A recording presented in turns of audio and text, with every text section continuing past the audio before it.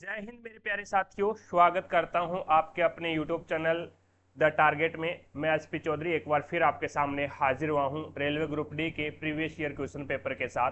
जैसा कि आप सभी को पता है, हमने 65 पेपर है वो कंप्लीट कर लिए हैं। अगर वो पीछे वाले क्लास से आपने नहीं देखी है तो इस क्लास के आई बटन या फिर डिस्क्रिप्शन बॉक्स में उसका लिंक मिल जाएगा, वहां से जाकर के आप पीछे वाली क्लासें देख सकते हैं, या फिर आप प्ले लिस्ट में जाओगे तो कंटिन्यू सभी क्लासें आपको देखने को मिलेगी। चलिए शुरू करते हैं आज का सेशन। और आज अपन इस क्लास के अंदर 18 सितंबर 2022 को तीसरी पारी में जो पेपर हुआ था उस पेपर का इस क्लास में सॉल्यूशन करने वाले हैं। तो एक आपसे छोटी सी रिक्वेस्ट रहेगी, अगर आप चैनल पर नए हैं तो चैनल को सब्सक्राइब करें, पास में लगे बेल आइकन को जरूर दबाएं ताकि अपन जैसे ही नेक्स्ट वीडियो डालें तो उसका नोटिफिकेशन सबसे पहले आपके पास पहुंचे और आप तुरंत उसका लाभ उठा सको। चलिए शुरू करते हैं आज का सेशन। पहला क्वेश्चन देखिएगा आपके सामने है इस प्रकार से, ये लीजिएगा। अब इसके अंदर है वो आपको सरल करना है भी। अब सबसे पहले है वो आप यहाँ से सरल करने यहाँ से शुरू करो। पहले आप यहाँ से शुरू कर लीजिएगा और 7 में से 3 जाएंगे तो 4 बचेगा, और 4 है वो माइनस का हो जाएगा भाई, क्योंकि -12 है, माइनस का हो जाएगा। और 6 में से 4 जाएगा तो 2 बचेगा। अब इधर देखो भी, ये 13 है, ये यहाँ पे माइनस का निशान है। अब ये ब्रैकेट ओपन होगा तो ये -2 है, -2 है तो इस 2 के साथ में मल्टीप्लाई होगा तो ये कितना हो जाएगा भाई, -4 हो जाएगा। अब -4 हो जाएगा तो यहाँ पे देखो भाई 13 है और ये माइनस का पहले से ही है, और उसके बाद ये जो माइनस पहले से लगा हुआ है और -4 है तो ये कितना हो जाएगा भाई, प्लस का 4 हो जाएगा भाई ये, क्योंकि माइनस का गुणा होगा तो ये माइनस माइनस प्लस हो जाएंगे तो ये कितना हो जाएगा भाई, 17 हो जाएगा। तो इतने फोर्शन का अपने पास में मान है वो 17 आ गया। अब आगे वाले का देखो भी यहाँ से, अब इसको देखो भी, ये -6 है और यहाँ पे क्या है, -2 है। तो -2 और -6 गुणा करोगे तो ये +12 हो जाएगा। और 12 और 5 कितने होते हैं, 12 और 5 है वो 17 होते हैं। और 17 को 4 से गुणा कराएंगे तो 17 चौके 68 हो जाएंगे। ठीक है, 17 चौका 68। अब यहाँ पे 17 के अंदर है वो आपको 68 का भाग देना है तो ये हो जाएगा 17 कम 17, 17 चौके 68 तो 1/4 आ जाएगा। तो आपका राइट आंसर क्या हो जाएगा, 3 नंबर ऑप्शन है वो आपका यहाँ पे राइट आंसर होगा। आगे चलता हूं, नेक्स्ट देखिएगा। अगला क्वेश्चन है 2 नंबर क्वेश्चन। अब इसमें आपको स्टेटमेंट दे रखा भी, लोग स्वस्थ जीवन शैली अपनाने के बारे में अधिक जागरूक हो रहे हैं।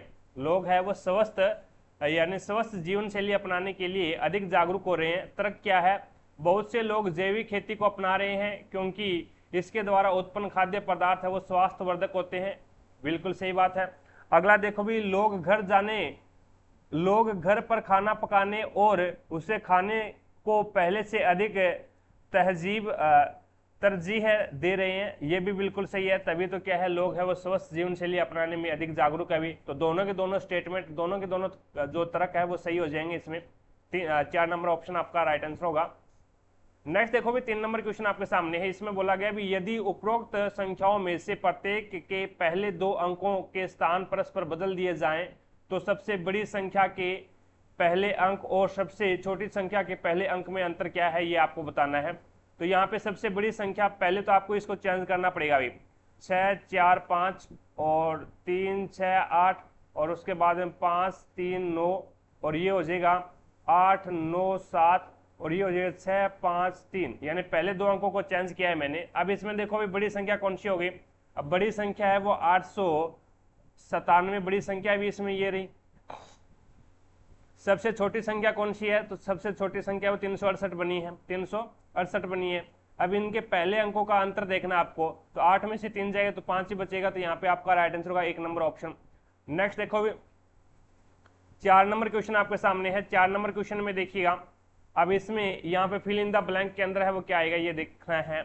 अब TU और उसके बाद में यहाँ पे RT और फिर आ गया S और उसके बाद में यहाँ पे TX आ रहा है। यहाँ पे क्या आ रहा है, TX आ रहा है। तो इसका मतलब क्या है, T के बाद में U आ रहा है यहाँ पे और T के बाद में X आ रहा है यहाँ पे। तो इसका मतलब हो गया भी यहाँ पे ये जो चेंज है, T के बाद वाला जो अक्षर है वो चेंज हो रहा है अभी। अब यहाँ पे देखिएगा T और उसके बाद में अगर U की जगह में V रख दूं यहाँ पे, अब एक ही इसकी इस प्रकार से, यानी TVS और TUS, यहाँ पे S आ जाएगा, यानी TUSR एक ग्रुप बन गया, TVS और यहाँ पे R रख दूं ठीक है, यहाँ पे आर रख दूं तो टी वी एस आर, और फिर आ जाएगा टी वी के बाद में क्या आता है डब्लू, तो टी डब्लू एस आर, और फिर आ जाएगा टी एक्स, डब्लू के बाद में एक्स आता है तो यहाँ पे आ जाएगा एस, और यहाँ से लास्ट में क्या आता है अभी, लास्ट में आ रहा है आर, तो यहाँ पे आ जाएगा आर। तो ये एक ग्रुप बन गया अभी, इसका एक क्या बन गया, ग्रुप बन गया भी, T U S R, T V S R, और टी डब्ल्यू एस आर, और टी एक्स एस। तो इस प्रकार से इसमें आ जाएगा, पहले आर आएगा, फिर एस आएगा, फिर वी आएगा, फिर आर आएगा, फिर टी आएगा, और फिर एस आएगा।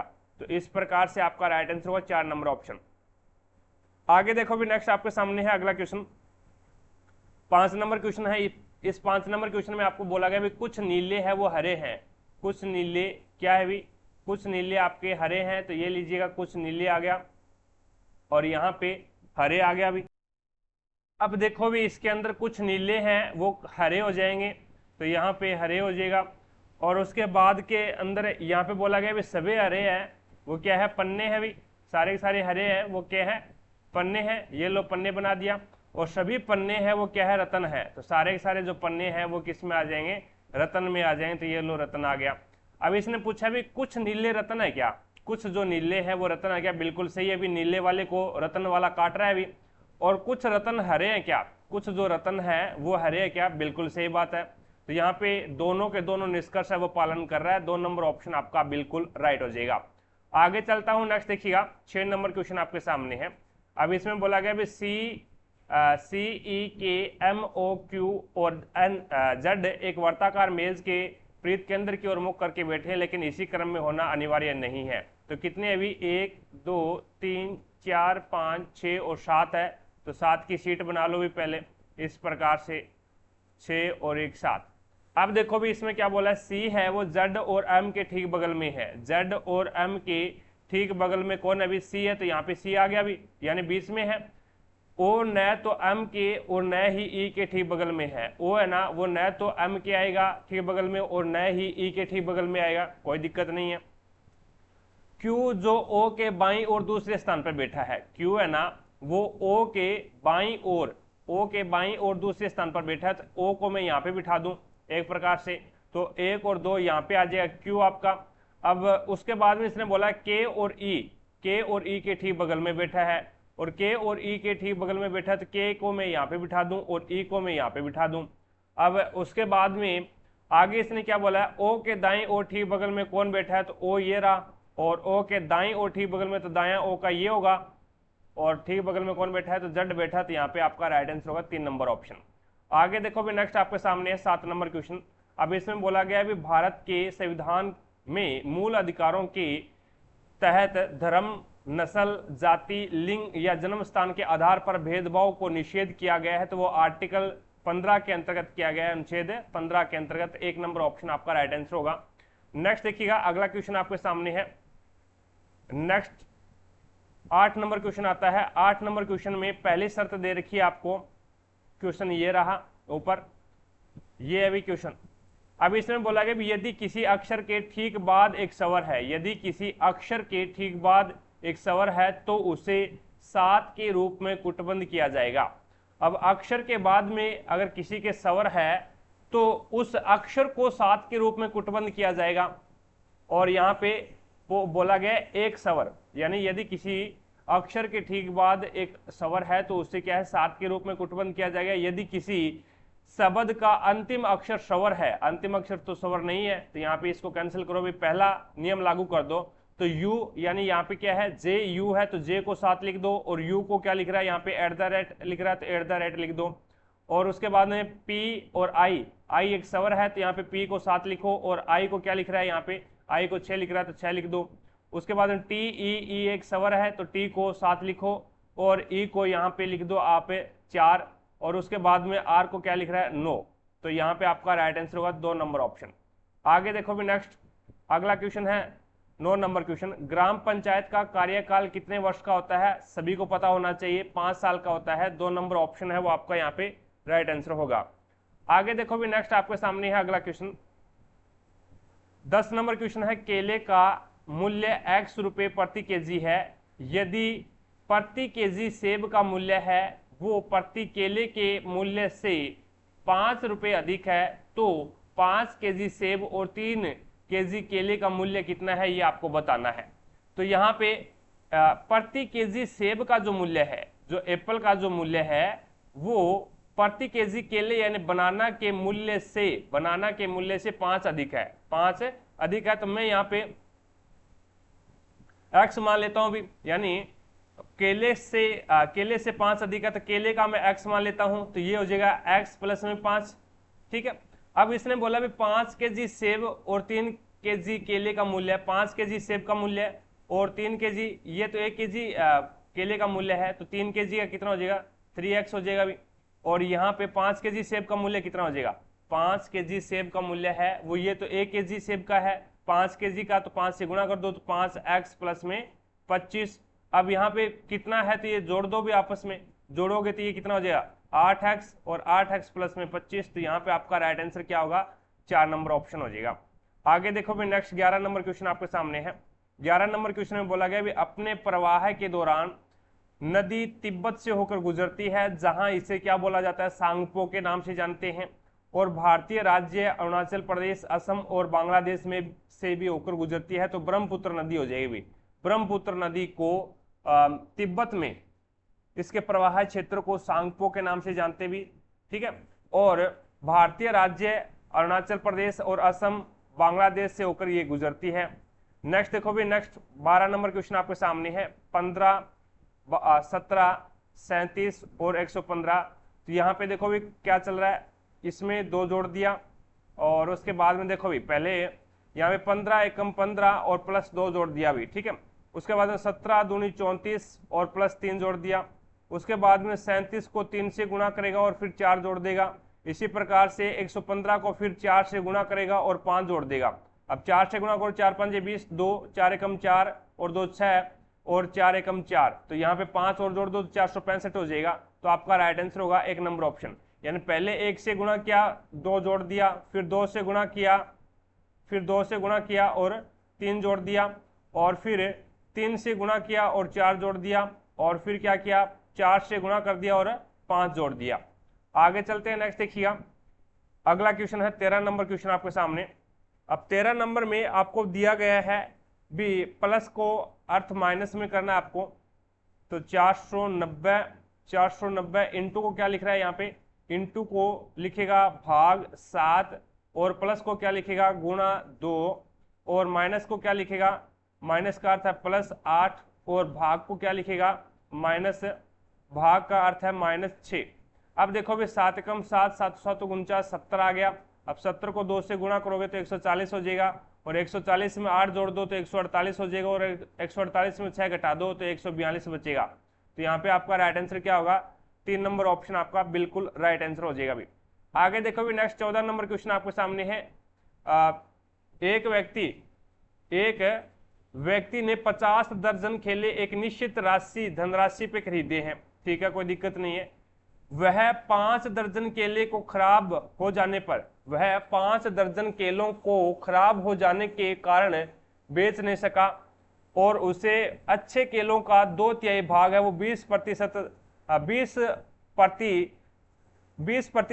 प्रति दर्जन के लाभ पर, और शेष अच्छे केलों को 5% प्रति दर्जन के लाभ से बेच दिया। तो यहाँ पे पूरे सौदे में उसके लाभ या हानि आपको बताना है। अब देखो भी मैंने 50 यहाँ पे दर्जन है, तो मैंने 1 दर्जन का 1 रुपये मान लिया क्रय मूल्य। तो यहाँ पे इसका क्रय मूल्य टोटल कितना हो जाएगा, ये 50 रुपये इसका क्या आ जाएगा, सीपी आ जाएगा भी, 50 है वो इसका सीपी आ जाएगा। अब यहाँ पे देखो, अब इसमें 5 दर्जन केले हैं वो खराब हो गए, तो पीछे कितने बच गए, पीछे आपके 45 बचे हैं। अब 45 दर्जन के 2/3, अब 45 का 2/3 आपको ज्ञात करना पड़ेगा, तो 2/3। अब 3 एकम 3 और 15 कितने बच गए भी, ये बच गया आपके पास में 30, 15 2 30, यानी 30 दर्जन केलों को इसने कितने में बेचा, 20% दर्जन के लाभ से बेच दिया। अब 30 दर्जन है, इनका क्रय मूल्य कितना होगा, इनका क्रय मूल्य 30 होगा भी, सीपी है वो 30 होगा, क्योंकि 1 दर्जन का 1 रुपये क्रय मूल्य है, तो यहाँ पे 30 का 30 रुपये हो जाएगा। अब 20% लाभ के ऊपर बेच रहा है प्रत्येक दर्जन को, तो यहाँ पे देख लो भाई 20% लाभ इसका निकाल लो, 20% लाभ इसका निकालोगे तो 6 रुपए। कहने का मतलब इसको क्या है, 30 दर्जन के लिए है, उसको 36 रुपए के अंदर बेच दिया। ठीक है, अब शेष कितने बच गए, 45 थे, 5 तो खराब हो गए उसमें, 45 थे, 15 बच गए। अब 15 को वो क्या बेच रहा है, कितने प्रतिशत लाभ पे, 5% लाभ के ऊपर बेच रहा है। तो यहाँ पे देखो भी इसको लाभ निकालेंगे तो ये हो जाएगा 5 एकम 5 और 20 500, और उसके बाद में 5 से काटो, 5 या 15 और 500 के 20, तो यहाँ पे आपका आ जाएगा 3/4। और 3/4 को मैं क्या लिख सकता हूँ, तो 3/4 यार है क्या, 5% लाभ पे बेचेगा, शेष 15 बच गए। ठीक है, अब यहाँ पे देखो भी, अब 3/4 तो पॉइंट लग गया, और उसके बाद में 4 पॉइंट लगेगा, 4 7 28 बच गया, 2 4 5 20, तो यहाँ पे 0.375 रुपए का लाभ हो गया। तो टोटल यहाँ पे कितना हो गया भाई, टोटल है वो इसका विक्रय मूल्य कितना हो जाएगा, तो विक्रय मूल्य है वो हो जाएगा आपका, यहाँ पे क्रय मूल्य इसका कितना है, क्रय मूल्य 15 दर्जन बेच रहा है तो 15 होगा, और ये हो जाएगा आपका 15.75 में बेच दिया। अब इसमें देखो भी, यानी टोटल तो कितना है, टोटल इसका क्रय मूल्य 50 रुपये है भी, अब उसमें से 36 रुपये में ये बेच दिया, और 75 पॉइंट या फिर 50.65 15.75 रुपये में ये बेच दिया, या फिर यहाँ से लाभ निकालोगे तो 7.5 रुपये का लाभ यहाँ पे हो गया, और 6 रुपये का लाभ यहाँ पे हो गया। अब देखो टोटल को जोड़ लो, इनको टोटल को जोड़ोगे तो 36 और 15.75 कितने होते हैं भी, 36 और 15.75 कितने होते हैं, तो ये आ गया 75, और 4 5 11, 4 और 5 51, यानी 51.75 आ गया। अब 51.75 आ गया, तो इसके अंदर लाभ कितने का हुआ, 50 रुपए में खरीदा और 51.75 में बेच दिया, तो कहने का मतलब 1.75 का लाभ हो गया, कितने के ऊपर, 50 के ऊपर इंटू 100। अब 50 से कम 50, तो 50 2 100, अब पॉइंट यहाँ से हटाओगे तो नीचे क्या लग जाएगा, 100 लग जाएगा। अब यहाँ से काट दो भाई, अब 25 से काट दो, 25 चौके 100 और 25 साते 175, 2 एकम 2, 2 2 4 और 2 7 के अंदर है वो 2 का भाग दे दो, 7 के अंदर 2 का भाग दोगे तो ये आपके साथ क्या आ जाएगा भाई, ये आपके पास में आ जाएगा 2 3 6 बच गया कितना 1, और 2 5 10, तो 3.5 आ जाएगा भाई, 3.5 आ जाएगा। 3 नंबर ऑप्शन है वो आपका यहाँ पे राइट आंसर होगा। आगे चलते हैं, नेक्स्ट देखिए, नेक्स्ट 16 नंबर क्वेश्चन आपके सामने है, sorry 15 number question. 15 number question में बोला गया भी कुछ कलमे पुस्तक है, कुछ जो कलमे हैं वो क्या है भी, पुस्तक है, यानी बी से बुक हो जाएगा भी। उसके बाद में आगे पूछा है कुछ पुस्तक है वो पेंसिल है, कुछ जो पुस्तक है वो क्या है, पेंसिल है, तो पी से पेंसिल हो जाएगा, और कुछ पेंसिल है वो चेयर है, तो कुछ पेंसिल चेयर हो जाएगा। अब इसने बोला है भी कुछ कुर्सियां कलमे है, कुछ जो चेयर है वो कलमे है, नहीं हो सकता, कलम तो ये रही, कलम वाले को डायग्राम को काट ही नहीं रहा चेयर वाला। और कुछ पेंसिल है वो कलमे है, जो कुछ जो पेंसिल है वो कलमे है क्या, वो कलमे है क्या, वो भी नहीं है। तो यहाँ पे न तो निष्कर्ष फर्स्ट और न ही सेकंड पालन कर रहा है, कोई सा भी पालन नहीं कर रहा, तो यहाँ पे दोनों के दोनों गलत हो जाएंगे। नेक्स्ट देखो भी 16 नंबर क्वेश्चन आपके सामने है। अब 16 नंबर क्वेश्चन के अंदर आपको बोला गया है भी एक धनराशि को 3 साझेदारों में, ए ये बी है और ये सी है, इसमें 3 है, इसमें 2 अनुपात है, और 3 एकम 3 और एक 4/3 आ जाएगा ये। अब इस 3 को हटाने के लिए आपको क्या करना पड़ेगा, 3 से गुणा करना पड़ेगा प्रत्येक को 3 से गुणा करोगे तो यहाँ से ये 3 तो कट जाएगा, 3 3 9, 3 2 6, और यहाँ पे आ जाएगा 4। अब नया अनुपात ये 9 6 और 4 आ गया। ए को बी की तुलना में 1500 रुपये अधिक मिलते हैं, ए को बी की तुलना में 1500 रुपये अधिक मिलते हैं, लेकिन हमारे अनुसार तो 3 रुपये अधिक मिल रहे हैं भी। तो 3 बराबर कितना हो जाएगा 1500, 3 बराबर 1500, तो 3 एकम 3 3 5 15, तो यहाँ पे 500 आ गया एक का मान। सी का हिस्सा पूछा है, तो सी को हिस्सा यानी सी का रेशियो कितना 4 है, तो 4 5 20, 2000 रुपये आ जाएगा। यहाँ पे 4 नंबर ऑप्शन आपका बिल्कुल राइट हो जाएगा। नेक्स्ट क्वेश्चन देखो भी 17 नंबर क्वेश्चन आपके सामने है। 17 नंबर क्वेश्चन में बोला गया जल के साथ कैल्शियम ऑक्साइड की संयोजन अभिक्रिया के फलस्वरूप इनमें से कौन सा उत्पाद बनेगा। तो देखो भी जल के साथ में कैल्शियम ऑक्साइड होता है CaO, और कैल्शियम ऑक्साइड को बोलते हैं बिना बुझा हुआ चूना बोलते हैं। अब इसकी जल के साथ में अपक्रिया करवाते हैं H2O के साथ में, तो क्या बनेगा, तो ये बन जाएगा कैल्शियम हाइड्रोक्साइड। कैल्शियम हाइड्रोक्साइड को क्या बोलते हैं, तो इसे अपन बोलते हैं बुझा हुआ चूना। और प्लस में आपको क्या मिलेगी, ऊष्मा मिल जाएगी, प्लस में आपको क्या है, हीट प्रोड्यूस होगी बहुत ज्यादा। तो यहाँ पे ये क्या है, संयोजन अपक्रिया है। संयोजन अपक्रिया होती क्या है, जब दो या दो से अधिक अपकर्मक मिलकर एकल उत्पाद का निर्माण करते हैं, एकल उत्पाद का निर्माण करते हैं, तो वो क्या कहलाती है, आपकी संयोजन अपक्रिया कहलाती है। आपका यहाँ पे राइट आंसर क्या होगा, 4 नंबर ऑप्शन आपका बिल्कुल राइट हो जाएगा, कैल्शियम हाइड्रोक्साइड बनेगा। आगे देखो भी नेक्स्ट 18 नंबर क्वेश्चन आपके सामने है। इसमें आपको बोला गया है यदि पहला घटक एक प्रतीक है, पहला घटक एक प्रतीक नहीं है, एक विषम संख्या है भी इसमें, ये रहा क्वेश्चन। अब यहाँ पे यदि पहला घटक एक विषम संख्या है और अंतिम घटक एक सम संख्या है, तो पहले और अंतिम को कॉपीराइट के द्वारा कूटबंध किया जाएगा, और ये दूसरी कंडीशन लागू हो रही है। तीसरी कंडीशन देखो भी, यदि दूसरा और तीसरा दोनों पूर्ण वर्ग है तो ये नहीं होगा लागू। अब देखो पहले को एट द कॉपीराइट और लास्ट को भी कॉपीराइट, प्रतिशत को क्या लिखेगा, एल लिखेगा, हैज को क्या लिखेगा, एफ लिखेगा, और एट द रेट को क्या लिखेगा, तो ये लिखेगा ओ। तो यहाँ पे आपका राइट आंसर हो जाएगा, देख लो भी कौन सा हो रहा है। तो 3 नंबर ऑप्शन है वो आपका यहाँ पे राइट आंसर होगा। आगे देखो भी नेक्स्ट आपके सामने है 19 नंबर क्वेश्चन। अब 19 नंबर क्वेश्चन के अंदर है वो निम्नलिखित में से सरल करना है, आपको सरल करना है। तो यहाँ पे ये क्या बन रहा है, ए की क्यूब बन रहा है भी, और ये बी की क्यूब बन रहा है, यानी ए की क्यूब प्लस बी की क्यूब इस प्रकार से करना चाहो तो इस प्रकार से हो जाएगा।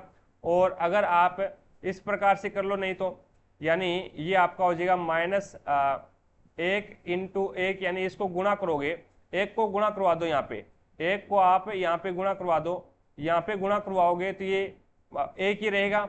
और कितने के बाद में पॉइंट आ जाएगा, 1 2 और 3, 3 के बाद में पॉइंट, तो 1 2 और 3, तो यहाँ पे पॉइंट लग जाएगा। प्लस में इसका आपस में गुणा करवाओगे तो 2 2 4 4 2 8 हो जाएगा, और 6 के बाद में पॉइंट लगेगा, क्योंकि 2 के बाद में यहाँ पे, 2 के यहाँ बाद में यहाँ पे, और 2 के बाद में यहाँ पे, तो 8 और 1 2 3 4 और 5 और 6, तो 6 के बाद में पॉइंट लगेगा, 1 2 3 4 5 6, 6 के बाद में पॉइंट लगेगा, तो यहाँ पे आ जाएगा अभी आपका ये 0 पॉइंट लग जाए, ठीक है। उसके बाद में 2 2 4 4 2 8, तो यहाँ पे 8, और उसके बाद में 3 के बाद में पॉइंट लगेगा तो 0 0 और ये पॉइंट लगेगा। फिर देखो भी यहाँ पे 2 2 4 4 2 8, 2 4 चौके 16, 16 चौके 64, तो ये 64 हो गए। और उसके बाद में 6 के बाद में पॉइंट लगेगा, तो 3 4 5 और 6, तो यहाँ पे पॉइंट लग गया अभी। अब देखो भी इसको आपस में जोड़ दो, इनको आपस में जोड़ोगे तो कितना हो रहा है अभी, ये ऊपर वाले को जोड़ो, ऊपर वाले को जोड़ोगे तो ये आपका पॉइंट की सीध में पॉइंट कर देना आप, यहाँ पे पॉइंट, और फिर 0 0 1, तो ये हो जाएगा आपका पॉइंट 0 0 1 0 0 8, और उसके बाद में नीचे वाला है वो पॉइंट की सीध में पॉइंट करना, और उसके बाद में ये आ जाएगा इस प्रकार से, तो ये हो जाएगा पॉइंट 0 0 8 और 0 64। तो यहाँ पे देखो अभी 6 के बाद में ऊपर पॉइंट है और 6 के बाद में नीचे पॉइंट है, तो ये ऊपर वाला पॉइंट है वो उड़ जाएगा भाई, 6 के बाद में है ना भी 1 2 3 4 5 6, और यहाँ पे भी 1 2 3 4 5 6, तो पॉइंट से तो पॉइंट कैंसिल हो गया। अब आपको क्या करना है, यहाँ पे देखो अभी इसके अंदर है, यानी 1008 के अंदर है वो 8064 का भाग देना है। तो 1008 के अंदर आप भाग दे के देख लो भी, 1008 के अंदर आप भाग दोगे 8064 का, तो 8064 का भाग दोगे तो ये आ जाएगा 0 पॉइंट कितना आ जाएगा, 0.125 आ जाएगा, 0.125, यानी 2 नंबर ऑप्शन है वो आपका बिल्कुल राइट हो जाएगा।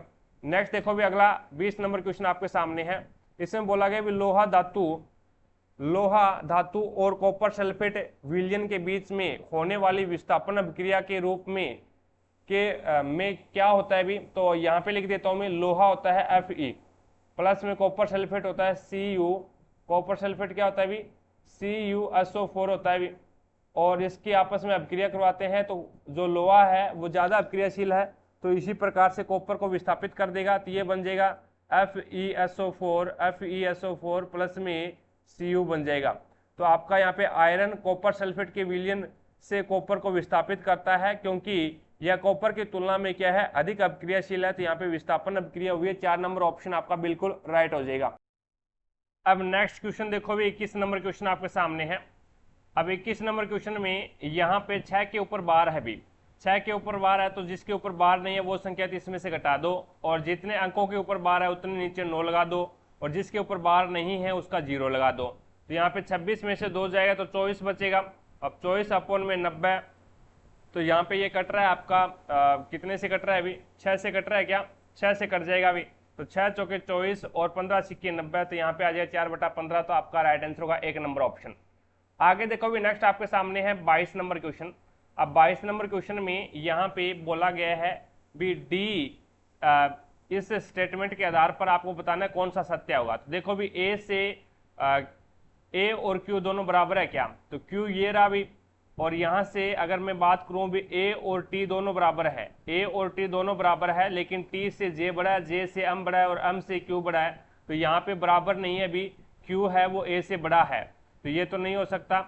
अब देखो भी m से i बड़ा है क्या, m से i बड़ा है क्या, यहाँ पे देखो भी i से t बड़ा है, और t से t और a है दोनों बराबर है, और यहाँ से i है, i से t बड़ा है, और t से j बड़ा है, और j से m बड़ा है। तो ये तो उल्टा हो गया भी, यानी ये तो i से बड़ा है m, ये भी नहीं होगा। यहाँ पे देखो भी d से q बड़ा है क्या, d ये रहा, d से i बड़ा है, i से t बड़ा है, t से j बड़ा है, j से m बड़ा है, और m से q बड़ा है। तो ये बिल्कुल राइट हो जाएगा, d से q बड़ा है। तो यहाँ पे 3 नंबर ऑप्शन आपका बिल्कुल राइट हो जाएगा।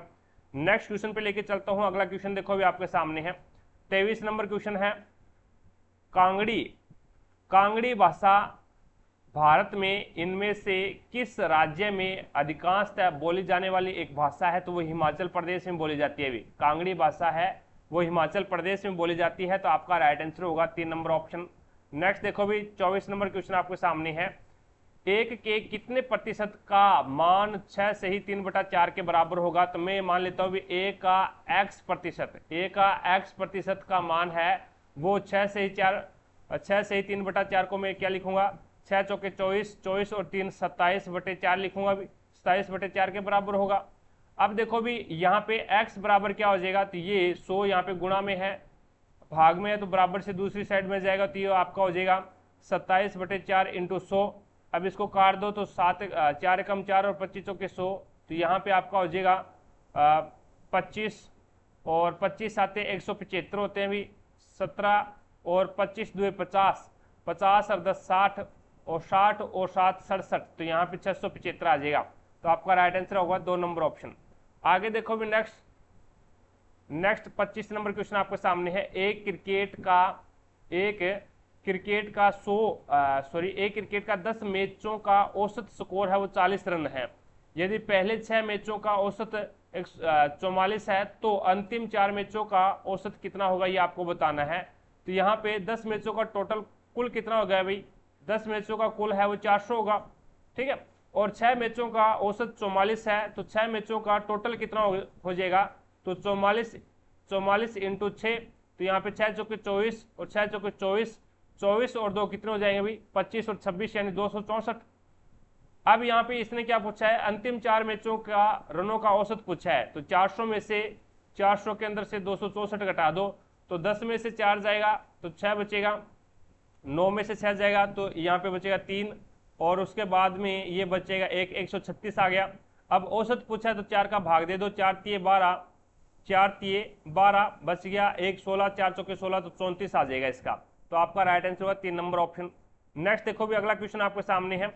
वसा संग्रहित करने वाले उत्तक को क्या बोला जाता है, तो वसाम्य उत्तक बोलते हैं इसको। वसा को संग्रहित करने वाले उत्तक को क्या बोला जाता है, तो वसाम्य उत्तक बोलते हैं। 2 नंबर ऑप्शन है वो आपका बिल्कुल राइट हो जाएगा। अभी आगे देखो भी नेक्स्ट आपके सामने है 27 नंबर क्वेश्चन।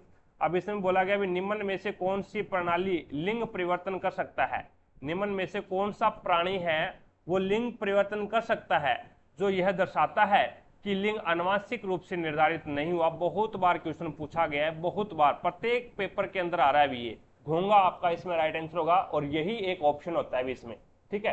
तो यहाँ पे आपका राइट आंसर क्या होगा, घोंगा होगा, जिसके अंदर है वो आनुवांशिक रूप से लिंग का निर्धारण है वो नहीं होता है। नेक्स्ट देखो भी 28 नंबर क्वेश्चन आपके सामने है।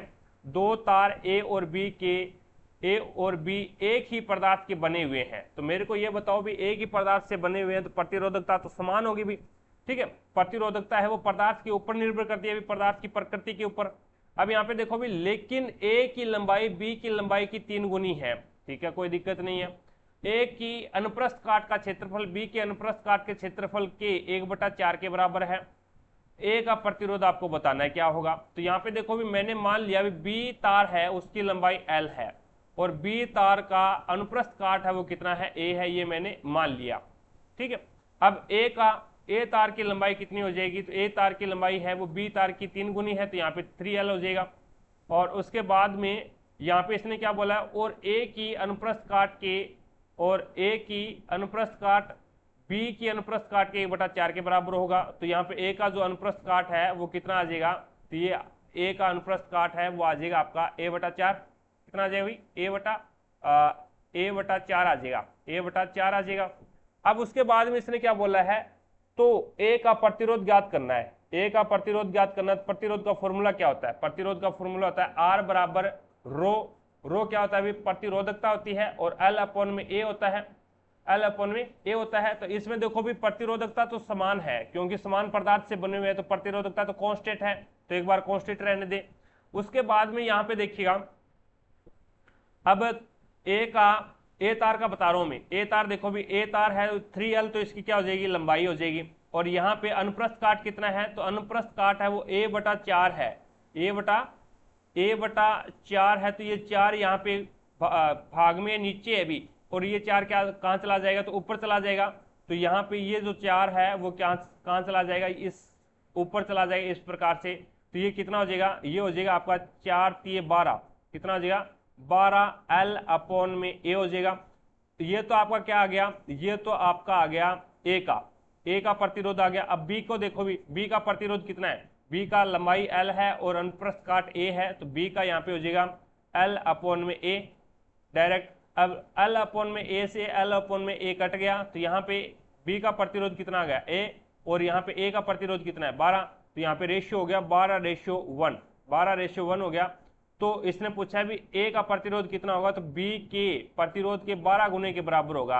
अब बी को 12 से गुना करोगे उसके बराबर है वो आपका ए का प्रतिरोध आ जाएगा। तो देख लो भी, ये ए का प्रतिरोध है और ये बी का प्रतिरोध है, बी को 12 से गुना करोगे तो आपका क्या आ जाएगा, ए का प्रतिरोध आ जाएगा। तो यहाँ पे आपका 2 नंबर ऑप्शन बिल्कुल राइट हो जाएगा। आगे देखो भी, नेक्स्ट 29 नंबर क्वेश्चन आपके सामने है, निम्न में से कौन सी शर्त भारत के राष्ट्रपति पद का उम्मीदवार होने के लिए अनिवार्य नहीं है, तो वो है संसद में 10 वर्ष का अनुभव होना चाहिए। ये बिल्कुल गलत है भी, भारत का नागरिक होना चाहिए, ये इसकी अनिवार्यता है। और कोई लाभ का पद ग्रहण नहीं करना चाहिए, ये भी बिल्कुल सही है। और 35 वर्ष की आयु पूर्ण होनी चाहिए, ये भी सही है। तो यहाँ पे आपका 1 नंबर ऑप्शन है वो आपका बिल्कुल राइट हो जाएगा। नेक्स्ट देखो भी, आपके सामने 30 नंबर क्वेश्चन है। अब 30 नंबर क्वेश्चन में आपको बोला गया है भी, एक घनाभ का आयतन है वो आपको ये दे रखा है भी, एक घनाभ का आयतन क्या दे रखा है, 5a² माइनस में 80b²। दिए गए विकल्पों में से कौन सी घनाभ की संभावित विमाएं हो सकती है, तो यहाँ पे देखो 5a² माइनस में 80b² है, 80b² है। इन दोनों के अंदर कॉमन क्या आ रहा है, 5 कॉमन आ रहा है। तो यहाँ पे क्या बच गया आपका a² माइनस में 5, 16 5 80, तो 16b² हो गया, 16b² हो गया। अब इसको मैं क्या लिख सकता हूँ, इसको मैं क्या लिख सकता हूँ, तो इसको मैं लिख दूँ a² और माइनस में 4 यानी 4b², इस पूरे की स्क्वायर कर दूं मैं, ठीक है। तो यहाँ पे ये लग गया। अब देखो भी, आपको पता है भी a² माइनस b² क्या होता है, a² माइनस b² क्या होता है, तो एक बार प्लस यानी a प्लस बी और a माइनस बी होता है भी, a माइनस बी होता है। तो 5 तो यहाँ पे चल रहा है ऑलरेडी, अब 5 और उसके बाद में एक बार प्लस में और एक बार माइनस में, तो a माइनस 4b, एक तो ये हो गया, और एक बार प्लस में तो a प्लस में 4b, तो एक बार प्लस में और एक बार माइनस में, तो ये इसकी विमाई हो जाएगी। तो आपका राइट आंसर होगा 3 नंबर ऑप्शन। आगे देखो भी, नेक्स्ट आपके सामने है 31 नंबर क्वेश्चन। अब 31 नंबर क्वेश्चन में आपको बोला गया है भी, मोहन अपने कुल मासिक वेतन के 20% घर के किराए पर व्यय कर देता है, शेष वेतन का 50% अपने कुल घरेलू खर्च पर व्यय कर देता है। यदि वह 10,600 की बचत करता है तो उसका कुल मासिक वेतन कितना है, ये आपको बताना है। तो मैं टोटल मान लेता हूं भी यहाँ पे 100, टोटल कितना है 100 मान लेता हूं। अब 20% किराए के ऊपर खर्च करता है तो उसके बाद में बचेगा कितना, 80 बचेगा। अब शेष का 50%, तो शेष यानी 80 का 50% निकालोगे तो 40 हो जाएगा भाई। 80 का 50% निकालोगे तो 40 हो जाएगा, तो शेष कितना बचेगा, 40 बचेगा। अब ये क्या बोल रहा है, यदि वह 10,600 की बचत करता है तो हमारे अनुसार तो 40% की बचत कर रहा है। 40% बराबर कितना है, बराबर आपके पास में आ जाएगा 10,600। तो 1% बराबर कितना आ जाएगा, 40 से गुणा भाग कर दो तो 0 से 0 कैंसिल हो जाएगा, और 4 2 8 होते हैं, बच गया 2 26, 4 6 24, बच गया 2, और 4 5 20, तो 265 आ गया 1% का मान। आपको पूछा क्या है, तो आपको पूछा है कुल मासिक वेतन पूछा, तो कुल मासिक वेतन 100% के बराबर होगा, तो यहाँ पे हो जाएगा आपका 26,500, यानी 2 नंबर ऑप्शन आपका बिल्कुल राइट हो जाएगा। आगे देखो भी नेक्स्ट आपके सामने है 32 नंबर क्वेश्चन। अब इसमें PAIR शब्द के प्रत्येक स्वर को अंग्रेजी वर्णमाला क्रम में उसके अगले अक्षर से बदल देते हैं। इन स्वर में प्लस करते हैं 1, और व्यंजन है उसके अंदर है वो क्या करते हैं, माइनस करते हैं। और प्रत्येक व्यंजन में अंग्रेजी वर्णमाला क्रम में उसके पूर्ववर्ती यानी पहले वाले में बदल दिया जाए, तो यदि इस प्रकार बने शब्द के प्रत्येक अक्षर को वर्णमाला क्रम में सेट करना है और उसके बाद में दाएं से तीसरा ज्ञात करना है। तो पहले इसको चेंज कर लेते हैं, भी चेंज करेंगे तो यहाँ पे हो जाएगा व्यंजन आपका आ जाएगा O, और उसके बाद में A है वो चला जाएगा B के अंदर, और I है वो J के अंदर चला जाएगा, R है वो आपका Q के अंदर आ जाएगा। अब ये आ जाएगा B J O और Q, तो यहाँ से दाएं से तीसरा कौन हो जाएगा, तो दाएं से तीसरा J हो जाएगा, आपका राइट आंसर होगा 1 ऑप्शन करेक्ट। आगे देखो 33 नंबर क्वेश्चन आपके सामने है, भारत के पहले स्वदेशी विमान वाहक पोत का नाम बताइए, तो वो हो जाएगा INS विक्रांत। INS विक्रांत है वो भारत के पहले स्वदेशी विमान वाहक पोत का नाम हो जाएगा। 1 नंबर ऑप्शन बिल्कुल राइट हो जाएगा। नेक्स्ट देखो भी 34 नंबर क्वेश्चन आपके सामने, दो संख्याओं का अंतर है वो 26 है। दो संख्याओं का अंतर 26 है, एक संख्या दूसरी संख्या की 3 गुनी है। तो यहाँ पे देखो भी एक संख्या है वो मैं मान लेता हूँ भी 1 है, तो दूसरी संख्या की एक संख्या दूसरी संख्या की 3 गुनी है, तो दूसरी संख्या को मैं मान लेता हूँ 1 है, तो 3 गुनी है, तो यहाँ पे आ जाएगा 3। तो ये पहली संख्या होगी और ये दूसरी संख्या होगी, तो यहाँ पे छोटी संख्या ज्ञात कीजिए। तो हमारे अनुसार इसके अंतर्गत अंतर तो 2 आ रहा है, लेकिन वो बोल रहा है 26 का अंतर है, तो यहाँ पे 1 का अंतर कितना, 1 का मान कितना आ जाएगा, 13 आ जाएगा। 1 का मान 13 आ जाएगा, छोटी संख्या का अनुपात कितना है, 1 है, तो यहाँ पे 1 का मान 13 आ रहा है, तो आपका राइट आंसर होगा 2 नंबर ऑप्शन। आगे देखो भी नेक्स्ट आपके सामने है 35 नंबर क्वेश्चन। अब 35 नंबर क्वेश्चन में आपको बोला गया भी एक समांतर प्रकाश किरण पुंज 0.8 मीटर वक्रता त्रिज्या वाले अवतल दर्पण पर आपतित होने पर परावर्तित किरणें क्या होगी भी, ये आपको बताना है। फिर देखो एक समांतर प्रकाश किरण पुंज है वो 0.8 मीटर वक्रता केंद्र वाले अवतल दर्पण पर आपतित हो रहा है। तो समांतर प्रकाश पुंज है तो इसका मतलब क्या है, वस्तु अनंत के ऊपर रखी गई है, और 0.8 मीटर वक्रता त्रिज्या है इसकी। आर कितनी आपको, आर आपके पास में दे रखी है यहाँ पे 0.8 दे रखी है, तो इसका त्रिज्या कितनी वो एफ कितना हो जाएगा भी, एफ इसकी आधी होती है 0.4 हो जाएगी, एफ कितनी हो जाएगी 0.4 हो जाएगी। अब इसने बोला भी परावर्तित किरणें कहाँ पे हो जाएगी, तो अवतल पृष्ठ के 0.4 मीटर की दूरी पर स्थित एक बिंदु पर अभिश्रित होगी, तो यहाँ पे आपका राइट आंसर होगा 3 नंबर ऑप्शन। तो यहाँ पे ये पूछा भी परावर्तित किरणें है वो कहाँ पे अभिश्रित होगी, कहाँ पे एक बिंदु पर मिलेगी, तो वो फोकस के ऊपर मिलेगी भी। जब अवतल दर्पण की कंडीशन होती है भी, अवतल दर्पण में जब वस्तु अनंत के ऊपर होती है तो उसका जो फोकस बनता है वो मुख्य फोकस के ऊपर बनता है। 3 नंबर ऑप्शन बिल्कुल राइट हो जाएगा। नेक्स्ट देखो भी 36 नंबर क्वेश्चन आपके सामने है, निम्नलिखित में से कौन सा पदार्थ वृक्क द्वारा यानी किडनी द्वारा पुनः अवशोषण नहीं किया जा सकता, तो वो हो जाएगा क्रिएटिनिन। क्रिएटिनिन है ये जो पदार्थ है वो इनका पुनः अवशोषण नहीं होता, बाकी लवण है, एमिनो अम्ल है, ग्लूकोज है, जल है, इन सभी का क्या है पुनः अवशोषण कर लिया जाता है, लेकिन आपका क्रिएटिनिन है इनका पुनः अवशोषण नहीं किया जाता। आगे चलते हैं, नेक्स्ट देखिएगा। नेक्स्ट 37 नंबर क्वेश्चन आपके सामने है, नुआखाई मुख्य रूप से भारत के किस राज्य के लोगों द्वारा मनाया जाने वाला कृषि या फिर फसल कटाई का एक त्योहार है, तो वो आपका हो जाए ओडिशा। ओडिशा में मनाया जाता है भी नुआखाई मुख्य रूप से एक फसल कटाई का एक त्योहार है, तो यहाँ पे आपका 2 नंबर ऑप्शन बिल्कुल राइट हो जाएगा। नेक्स्ट देखो भी 38 नंबर क्वेश्चन आपके सामने है, अब इस व्यंजक को सरल करना आपको। तो यहाँ पे देखिएगा, पहले इसको, इस राम कहानी को सोल्व करते हैं भी, पहले इसको सोल्व करते हैं। तो पॉइंट से तो पॉइंट कैंसिल हो जाएगा भाई, यहाँ पे भाग का निशान है तो ये नीचे आएगा, तो एक के बाद में पॉइंट ये और एक के बाद में पॉइंट ये, तो ये तो कैंसिल हो जाएगा। अब इसका भाग देंगे 7 एकम 7 और 7 की 42, तो यहाँ पे 6 आ गया। अब 6 आ गया तो ये 2.8 में से 6 निकाल दो, या फिर पहले ये करो भी जोड़ दो, इनको पहले जोड़ोगे तो ये हो जाएगा 16 और 16, ये हो जाएगा 8 और 5 13, 1 4 2 14 और 2 16 और 1 17, 17.3 आ रहा है। 17.3 में से अब 6 निकाल दो। अब 6 निकालोगे तो यहाँ पे आपके पास में आ जाएगा, 17 में से 6 जाएगा तो 11.3 बचेगा भी, 11.3 बचेगा। अब यहाँ पे भाग का निशान है, तो देखो भी 22.6 है और 11.3 है, तो पॉइंट के बाद में एक अक्षर के बाद में पॉइंट यहाँ पे और एक अक्षर के बाद में पॉइंट यहाँ पे, तो पॉइंट से पॉइंट कैंसिल हो गया। और 113 एकम 113 और 113 दुए 226 होते हैं, तो यहाँ पे इसका मान आ गया 2। अब 6.5 को 2 से गुणा करवा दो तो 2 5 10, 1 और 2 6 12 और 1 13, तो यहाँ पे आ जाएगा 13। इसका राइट आंसर क्या आ जाएगा, 13 आ जाएगा। 4 नंबर ऑप्शन बिल्कुल राइट हो जाएगा। आगे देखो भी नेक्स्ट 39 नंबर क्वेश्चन आपके सामने है। 39 नंबर क्वेश्चन में आपको बोला गया है भी तरुणी पूर्व की ओर 65 मीटर ड्राइव करती है, तो 65 मीटर ड्राइव करवा दिया, ये लो। और उसके बाद में पार्क तक पहुंचती है और फिर वह दाईं ओर मुड़ती है और 85 मीटर की दूरी तय करती है। दाईं ओर मुड़ेगी और 85 मीटर की दूरी तय करेगी, तो ये लो 85 मीटर की दूरी तय कर रही है, तो थोड़ा सा यहाँ पे बना लेते हैं भाई, ठीक है। ये हो गया आपका 65 मीटर और फिर ये हो गया 85 मीटर और फिर 53 किलोमीटर ड्राइव करके फिर क्या है, फिर वह बाईं ओर मुड़ती है। बाईं ओर मुड़ेगी तो ये लो 53 किलोमीटर ड्राइव करके एक मेट्रो स्टेशन तक पहुंचती है। अब उसके सामने की ओर कौन सी दिशा होगी, तो पूर्व दिशा होगी भी उसके सामने की ओर। तो यहाँ पे आपका राइट आंसर क्या होगा, 4 नंबर ऑप्शन आपका बिल्कुल राइट हो जाएगा।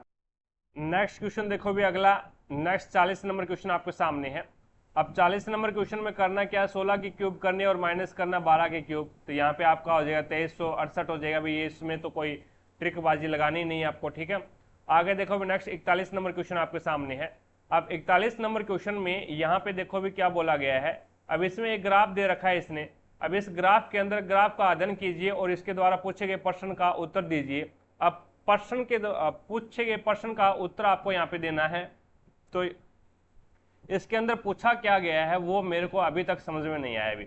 अब इसमें देखो भी ये संदर्भ दे रखा है आपको, इस संदर्भ के अकॉर्डिंग है वो आपको यहाँ पे दिए गए प्रश्नों के दिए गए वर्षों के दौरान कंपनी द्वारा उत्पादित इकाइयां बनाम निर्यात की गई इकाइयों की संख्या, और यहाँ पे number of unit product and export, तो यहाँ पे उत्पादित और निर्यातित की गई संस्करणों की संख्या।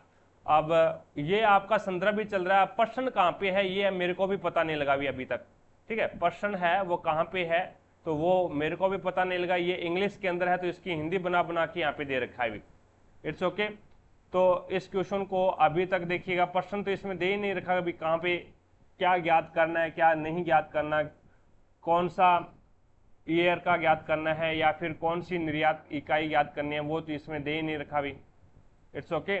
आगे चलते हैं, नेक्स्ट देखिएगा। नेक्स्ट 42 नंबर क्वेश्चन आपके सामने है। 11 विद्यार्थियों का औसत वजन 50 है। यदि शिक्षक के 70 केजी वजन को कुल वजन में जोड़ा जाता है तो वजन औसत आपको बताना है कितना होगा। तो यहाँ पे देखो भी अब 50 केजी है, अब 50 केजी है तो यहाँ पे 11 इंटू 50 तो ये कितना हो जाएगा, 11 5 55 550 हो जाएगा। अब 17 इसमें ऐड कर दो तो 0 2 और ये हो जाएगा 620।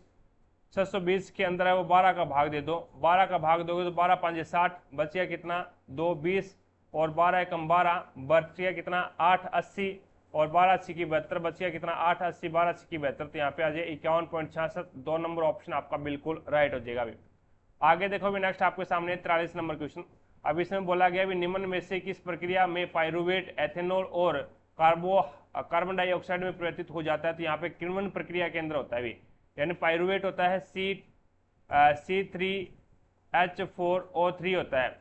अब ये किण्वन प्रक्रिया के अंदर है वो एथेनॉल होता है C2H5OH और प्लस में कार्बन डाइऑक्साइड यानी CO2 इसके अंदर है वो ये कन्वर्ट हो जाता है। तो यहाँ पे 3 नंबर ऑप्शन बिल्कुल राइट हो जाएगा। अभी आगे देखो भी नेक्स्ट आपके सामने है, यदि 15 मई 2001 को मंगलवार है, 15 मई 2001 को क्या है, ट्यूसडे भी, ट्यूसडे है।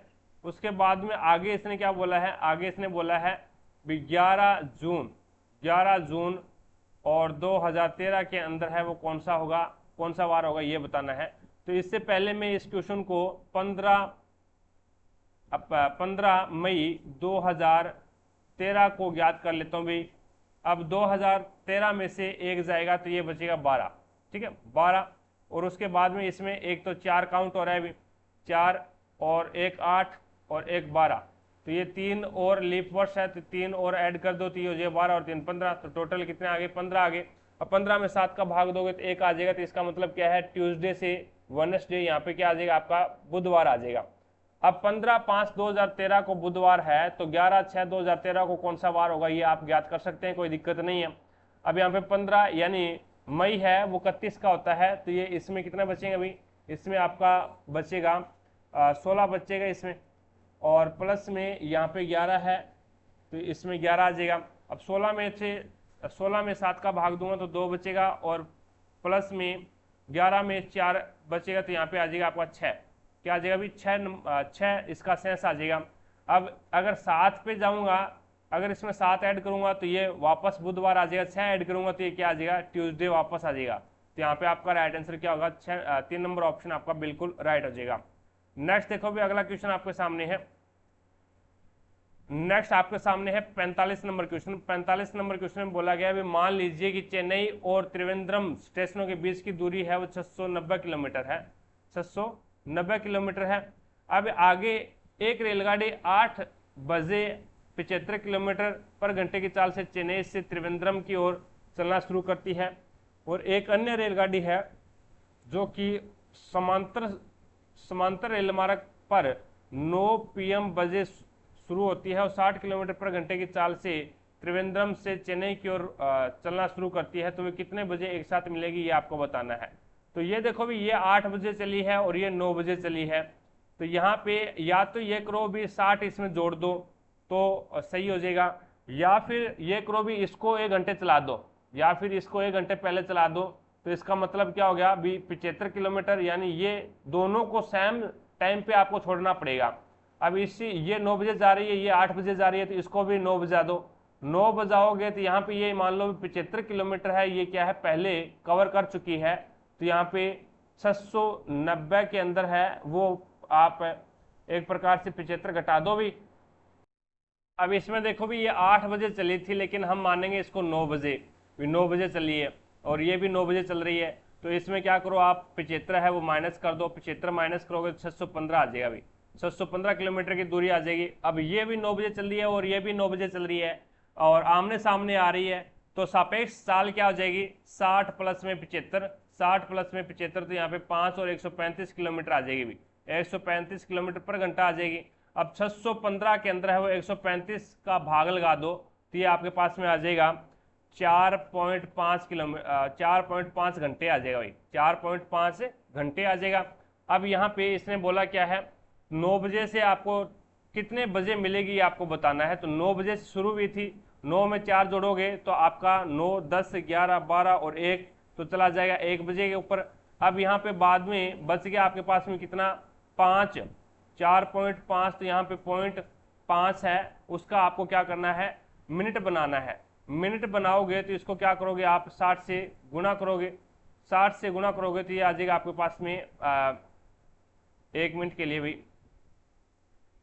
अब देखो भी इसमें आपको घंटा तो आपने बना लिया भी 4 घंटे है, अब मिनट बनाना पड़ेगा, तो 615 के अंदर है वो आप भाग दे दो किसका 135 का, 135 का भाग दोगे तो 4 बार चला जाएगा, और 4 5 20, 2 4 12 और 2 14, 1 और 4 एकम 4 और 1 5, तो यहाँ पे कितना बच गया 5, और 11 में से 11 में से 4 जाएगा तो आपका बचेगा 7, तो 75 बच गया। अब 75 अपॉन में 135 ये भी 1 घंटा है, तो इसको मिनट बनाने के लिए 60 से गुणा करना पड़ेगा आपको, 60 से गुणा कर दो तो यहाँ पे अब देखो अब ये 15 से काट दो, 15 से काटोगे तो ये हो जाएगा 15 बार चला जाएगा, 15 5 75 5 बार चला जाएगा, और ये आपका कट जाएगा 15 निमा 135।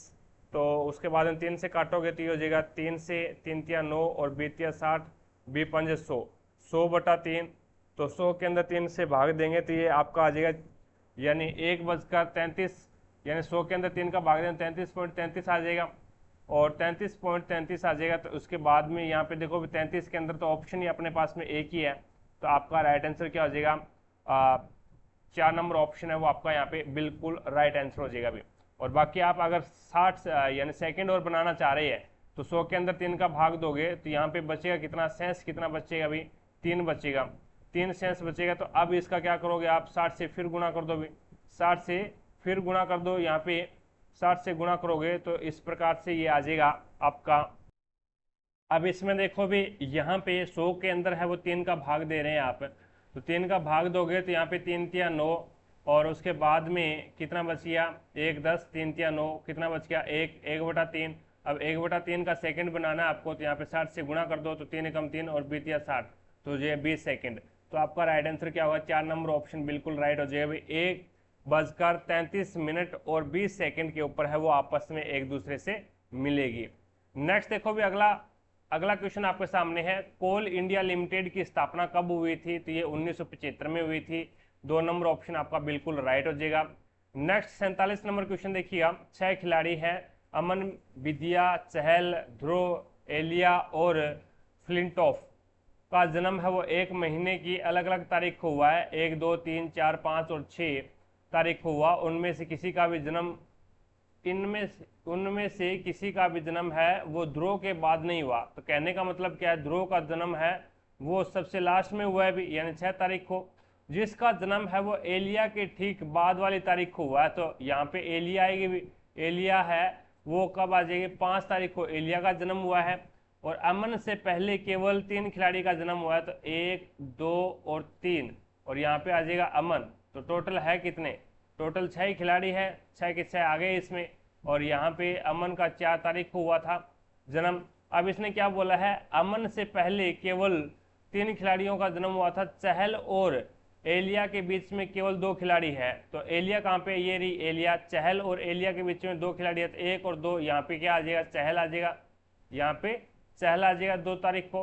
तो चहल और एलिया के बीच में 2 खिलाड़ी है। उसके बाद में इसने बोला है विद्या का जन्म चहल के बाद नहीं हुआ, विद्या का जन्म है वो चहल के बाद नहीं हुआ। कहने का मतलब विद्या का जन्म पहले हुआ है, तो 1 तारीख को हो गया। और उसके बाद में एक बच गया आपका फ्लिंट, फ्लिंट बच गया, तो फ्लिंट यहाँ पे आ जाए 3 तारीख को। तो इसने पूछा 3 तारीख को किसका जन्म हुआ, तो फ्लिंट का जन्म हुआ है। 2 नंबर ऑप्शन आपका बिल्कुल राइट हो जाएगा। आगे देखो भी नेक्स्ट 48 नंबर क्वेश्चन आपके सामने है। अब इसमें से आपको बताना है कौन सा सत्य है, ये आपको बताना है। तो देख लो भी W से S बड़ा है, W ये रहा, W से P बड़ा है, P से S बड़ा है, तो हम कह सकते हैं W से क्या है, S बड़ा है। 4 नंबर ऑप्शन आपका बिल्कुल राइट हो जाएगा। नेक्स्ट देखो भी अगला क्वेश्चन आपके सामने है, किस वर्ष में गंगोत्री से डायमंड हार्बर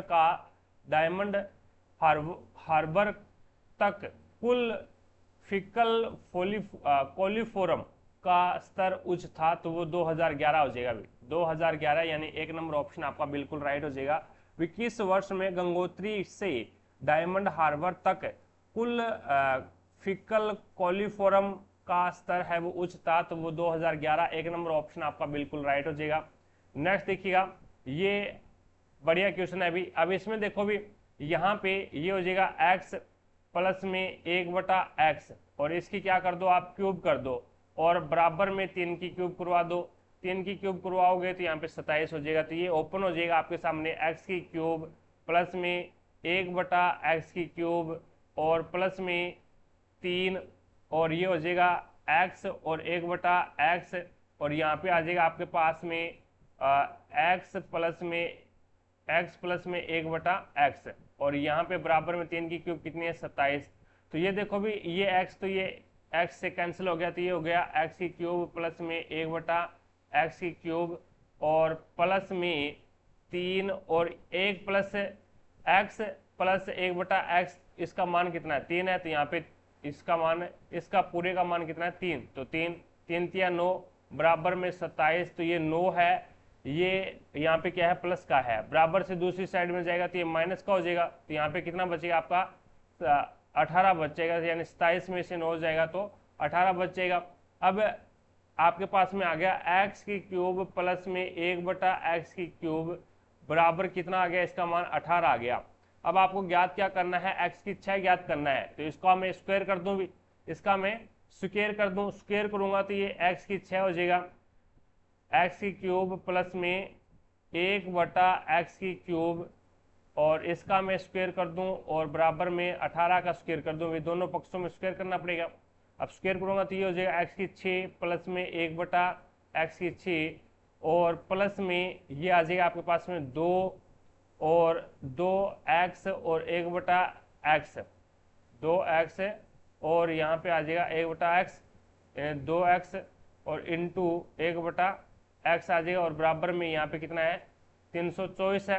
अब x से तो x कैंसिल हो जाएगा, अब x की स्क्वायर प्लस 1/x की स्क्वायर यही चाहिए आपको, तो ये 2 यहाँ पे क्या है प्लस का है, बराबर से दूसरी साइड में जाएगा तो ये माइनस का हो जाएगा, ये माइनस का होगा तो यहाँ पे 324 से 2 जाएगा तो 322 बचेगा, तो आपका 3 नंबर ऑप्शन बिल्कुल राइट हो जाएगा। अब चलते हैं भी नेक्स्ट, अगला क्वेश्चन देखिएगा, 51 नंबर क्वेश्चन आपके सामने है। 6 की पावर 0 किसी की भी पावर 0 हो तो इसका मतलब होता है वहां पे उसका मान 1 होता है भी, ठीक है। अगर कोई भी संख्या है उसकी पावर 0 है तो उसका मतलब है उसका मान 1 है, इंटू 4 की पावर 2 यानी 16 और इंटू 2 की पावर 4 और वो भी माइनस के अंदर है, माइनस के अंदर है तो ये नीचे चला जाएगा अभी, 2 की पावर 4, 2 की पावर 4 कितना होता है 16 ही होता है, 2 की पावर 4 है वो 16 होता है, ये पावर है वो नीचे चली जाएगी, यानी ये 2 नीचे लेके आ जाएंगे अपोन के अंदर, तो यहाँ पे इसकी पावर है वो क्या हो जाएगी पॉजिटिव हो जाएगी। तो 2 की पावर 4 का मतलब होता है 16, तो यहाँ पे 16 लिख दो, 16 से 16 कैंसिल हो गया तो बच गया 1, तो आपका यहाँ पे राइट आंसर होगा 2 नंबर ऑप्शन। आगे देखो भी नेक्स्ट 52 नंबर क्वेश्चन आपके सामने है, करंट अफेयर का क्वेश्चन है। आगे चलता हूँ 53 नंबर क्वेश्चन देखिएगा, सिल्वर क्लोराइड सूर्य के प्रकाश में धूसर ग्रे क्यों हो जाता है, तो यहाँ पे ये वियोजन अभिक्रिया होती है भी, जैसे सिल्वर क्लोराइड होता है AgCl, सिल्वर क्लोराइड क्या होता है AgCl होता है, और जब इसमें सूर्य का प्रकाश पड़ता है तो ये Ag अलग हो जाता है और आपका क्लोराइड है ये अलग हो जाता है, तो जो क्लोरीन है वो अलग हो जाएगा और Ag अलग हो जाएगा, जिसके कारण है वो क्या होता है इसका अपघटन हो जाता है। तो प्रकाश द्वारा सिल्वर क्लोराइड का सिल्वर और क्लोरीन में क्या हो जाता है अपघटन हो जाता है, तो ये आपका वियोजन अपघटन अभिक्रिया है, वियोजन यानी प्रकाश वियोजन अपघटन अभिक्रिया इस प्रकार से हो जाएगी, तो यहाँ पे 2 नंबर ऑप्शन आपका राइट आंसर होगा, ये एक वियोजन अभिक्रिया का प्रकार है। आगे देखो भी नेक्स्ट अगला क्वेश्चन है आपके सामने, ये करंट अफेयर का क्वेश्चन है। नेक्स्ट 55 नंबर क्वेश्चन पे लेके चलता हूं। अब इसमें आपको बताना है भी एक मूल आपको 3 दे रखा है, 3 दे रखा है तो आप यहाँ पे p की जगह x की जगह है वो 3 रख दो, तो x की जगह अगर मैं 3 रखूंगा तो यहाँ पे x की पावर 2 है तो ये 3 हो जाएगा 9 हो जाएगा, 9 प्लस में 3p और प्लस में 15 बराबर में 0। अब यहाँ पे देखो भी 15 और 9 कितने होते हैं भी, 15 और 9 कितने होते हैं, ये माइनस का है भी, यहाँ पे ये माइनस का है, तो 15 और 9 24 होते हैं भी, 24 बराबर में इस 3p को मैं बराबर से दूसरी साइड में लेके जाऊंगा, तो यहाँ पे तो ये माइनस का है दूसरी साइड में जाएगा तो ये प्लस का हो जाएगा 3p। अब p का मान आपके पास में कितना आ गया, तो ये हो गया p का मान 8 आ गया, p का मान 8 आ गया। अब p का मान 8 आ गया तो वो इस समीकरण के अंदर रख दो भी, p का मान है वो इस समीकरण के अंदर रख दो, तो x की स्क्वायर प्लस में 8x और प्लस में 8x और प्लस में यहाँ पे कितना आ जाएगा अभी 8x प्लस में q आ जाएगा और बराबर में 0। अब यहाँ पे कंडीशन क्या दे रखी है, मूल समान है, मूल समान का मतलब क्या होता है b स्क्वायर माइनस में 4ac बराबर 0 होना चाहिए। अब b की स्क्वायर यानी 64, b की स्क्वायर कितनी होती है 64, माइनस यानी 8 की स्क्वायर है और माइनस 4 इंटू ए का मान कितना है यहाँ पे 1 है, तो 1 इंटू यहाँ पे c का मान कितना है q है बराबर में 0, बराबर में 0। अब यहाँ पे देखो भी इसको गुणा करवाओगे तो 64 माइनस में ये कितना हो जाएगा 4q हो जाएगा, 4q बराबर में 0। अब ये 4q है ये बराबर से दूसरी साइड में जाएगा तो ये प्लस का हो जाएगा, तो ये q बराबर कितना हो जाएगा, q बराबर हो जाएगा 64 अपॉन में 4 बराबर में क्या हो जाएगा ये 16। तो यहाँ पे यही पूछा है इसने क्यू का मान, तो क्यू का मान कितना आ गया, 16 आ गया। 3 नंबर ऑप्शन आपका बिल्कुल राइट हो जाएगा। अभी आगे देखो भी नेक्स्ट अगला क्वेश्चन है आपके सामने 56 नंबर क्वेश्चन। अब इसमें बोला गया है सूक्ष्म वित्त संस्थान क्षेत्र में मुद्दों और समस्याओं का अध्ययन करने के लिए आरबीआई द्वारा इनमें से किस समिति का गठन किया गया था, तो ये हो जाएगा YH माल्येगाम समिति का गठन किया गया था आरबीआई के द्वारा। 2 नंबर ऑप्शन बिल्कुल राइट हो जाएगा। नेक्स्ट देखिएगा 57 नंबर क्वेश्चन आपके सामने है। अब इसमें बोला गया भी निम्न में से कौन सा द्विलिंगी पुष्प है। द्विलिंगी का मतलब क्या होता है, वह पुष्प जिसके ऊपर दोनों लिंग विराजमान हो, वह पुष्प जिसके ऊपर दोनों लिंग विराजमान हो वो क्या कहलाता है, द्विलिंगी कहलाता है। मनुष्य क्या है अभी, तो मनुष्य है वो एक लिंगी है। अभी मनुष्य एक लिंगी है क्योंकि उसमें एक ही लिंग विराजमान है, ठीक है। तो यहाँ पे आपका गुड़ल और सरसों, गुड़ल और सरसों है वो क्या है, द्विलिंगी है क्योंकि इसके ऊपर है वो दोनों लिंग पाए जाते हैं नर और मादा के। तो यहाँ पे आपका 2 नंबर ऑप्शन बिल्कुल राइट हो जाए, गुड़ल और सरसों। आगे देखो भी ये करंट अफेयर का क्वेश्चन है। नेक्स्ट पे चलता हूँ 59 नंबर क्वेश्चन देखिएगा। ये आपको संख्या दे रखी है, इसमें आरोही क्रम में बाएं से दाएं व्यवस्थित किए जाने पर मूल संख्या की तुलना में कितने अंक अपरिवर्तित रहेंगे, तो ये 53, 84 और 972 है।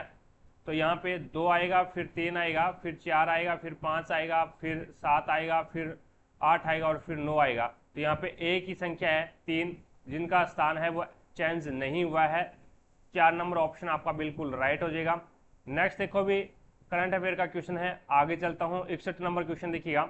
अब इसमें बोला गया निम्न इनमें से कौन से वैदिक देवता पृथ्वी स्थान यानी स्थल के देवता की श्रेणी में शामिल है, तो बृहस्पति।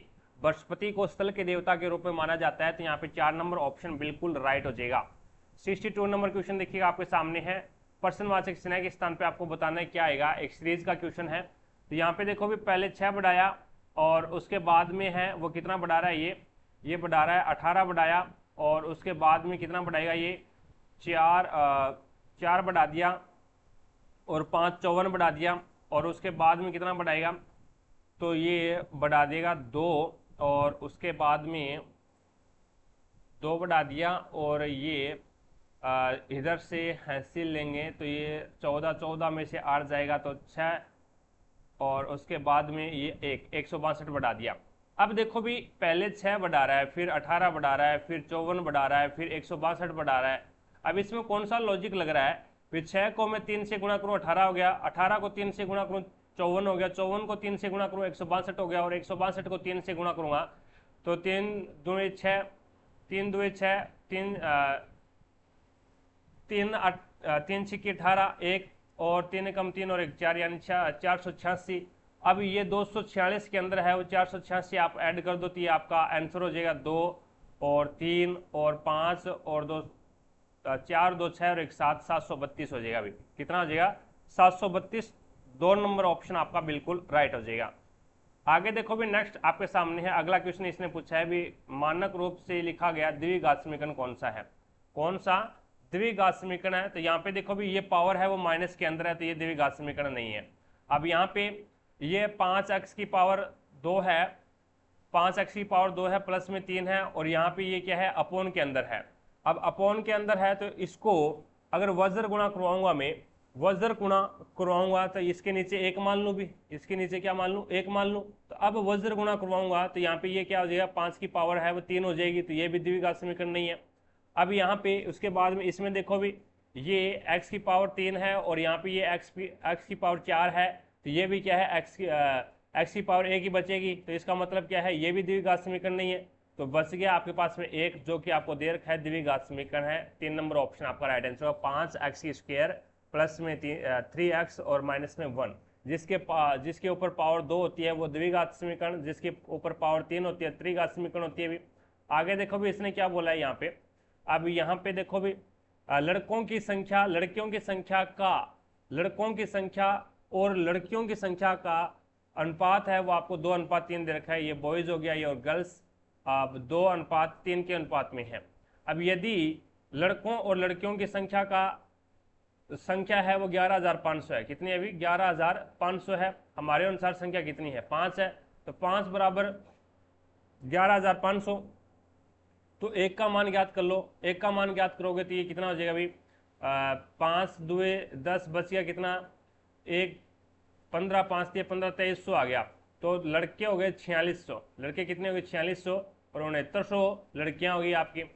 अब यहाँ पे इसने आगे पूछा है भी लड़कों और लड़कियों की कुल संख्या इतनी है तो कुल लड़के कितने हैं, कुल कितने लड़के और कितनी लड़कियां आडू पसंद करती है। तो आडू वाला तो ये रहा भाई, आडू वाला ये रहा, तो यहाँ पे ये प्रतिशत है वो आपको देखना पड़ेगा भाई कितने प्रतिशत है, कितने प्रतिशत है, तभी आपका यहाँ पे आंसर निकल पाएगा। जो कि है वो धुंधला दिखाई दे रहा है, अभी क्लियर इसमें प्रतिशत है वो दिखाई नहीं दे रहा। तो उसमें से आपको क्या करना है, 4600 का ये मान लो भी ये बॉयज़ का है और ये गर्ल्स का है, तो यहाँ पे बॉयज़ का आ गया तो वो 4600 का आप प्रतिशत निकाल लेना। जैसे 20% मान लो भी 4600 का, यानी यहाँ पे 20% दे रखा है तो 4600 का 20% आप निकाल लेना, 2 जीरो से 2 जीरो कैंसिल कर देना और 46 को 20 से गुणा करवा देना, वो आपका आंसर होगा बॉयज़ का। और लड़कियों के अंदर ये मान लो भी 30% है तो इसका 30% इस प्रकार से आप निकाल सकते हैं। और आप यहाँ पे नीचे दे रखा है भी इतने लड़के और इतनी लड़कियां, वही आपका आंसर हो जाएगा। आगे देखो भाई नेक्स्ट 65 नंबर क्वेश्चन आपके सामने है, केंचुआ है वो किसके द्वारा शोषण करता है, तो त्वचा के द्वारा शोषण करता है। 2 नंबर ऑप्शन है वो आपका यहाँ पे राइट आंसर होगा। क्लोम के द्वारा है वो आपका, मछलियां है वो क्लोम के द्वारा, और जो आपके फेफड़ों के द्वारा है वो हो जाएगा आपका, फेफड़ों के द्वारा मनुष्य ही हो जाएगा भाई। अपन किससे, फेफड़ों के द्वारा से शोषण ग्रहण करते हैं। और यहाँ पे श्वास रंध्र है वो आपका हो जाएगा कॉकरोच, कॉकरोच है वो श्वास रंध्र के द्वारा है वो शोषण करता है। नेक्स्ट देखिएगा 66 नंबर क्वेश्चन आपके सामने है। अब इसमें 33 और 55 दे रखा है, 33 और 55 है, फिर 46 और 68 है, फिर 68 देखना है यहाँ पे क्या आएगा। तो इनके बीच में अंतर 22 का चल रहा है भाई, यहाँ पे भी अंतर है वो 22 का है, यहाँ पे भी अंतर 22 का चलेगा। तो 8 और 2 10 और 6 और 2 8 और 1 9 90 आ जाएगा। तो यहाँ पे आपका राइट आंसर क्या होगा, 4 नंबर ऑप्शन बिल्कुल राइट हो जाएगा। आगे देखो भी नेक्स्ट आपके सामने है अगला क्वेश्चन। अगला क्वेश्चन है ये रहा भी। अब इसमें 67 नंबर क्वेश्चन देखिए।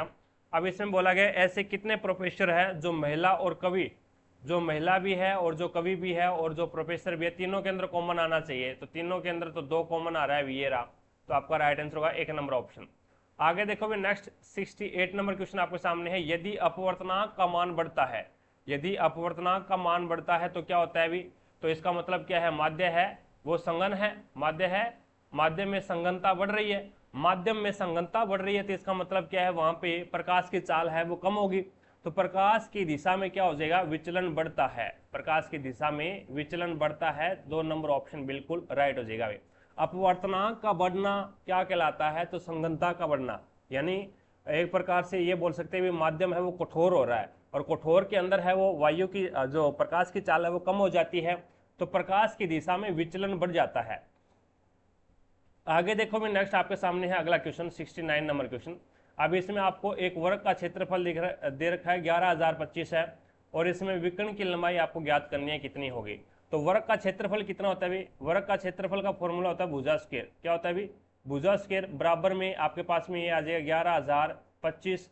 अब यहाँ पे भुजा स्क्वायर, भुजा बराबर कितना आ जाएगा, तो भुजा बराबर हो जाएगा इसके ऊपर रूट लग जाएगा। अब ये आपको पता होना चाहिए भी 11025 है ये किसका रूट है, किसकी स्क्वायर है 11025। तो इस प्रकार से भाग विधि से आप निकाल सकते हैं भी इसको, भाग विधि से आप इसको निकाल सकते हैं।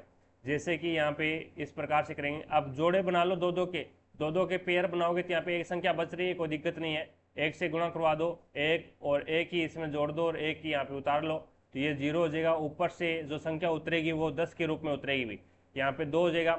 अब देखो भी टूटे भाग के 0 लगेगी, क्योंकि यहाँ पे कोई भी संख्या ले लो आप, अगर 21 ले रहे हैं, ये अगर 1 से गुणा करवा रहे हैं तो ये 21 संख्या बन रही है 21, और 21 है वो क्या है 10 से बड़ी है, तो यहाँ पे टूटे भाग 0 और ऊपर से क्या आ जाएगा फिर 2 के रूप में संख्या आएगी, जोड़े के रूप में।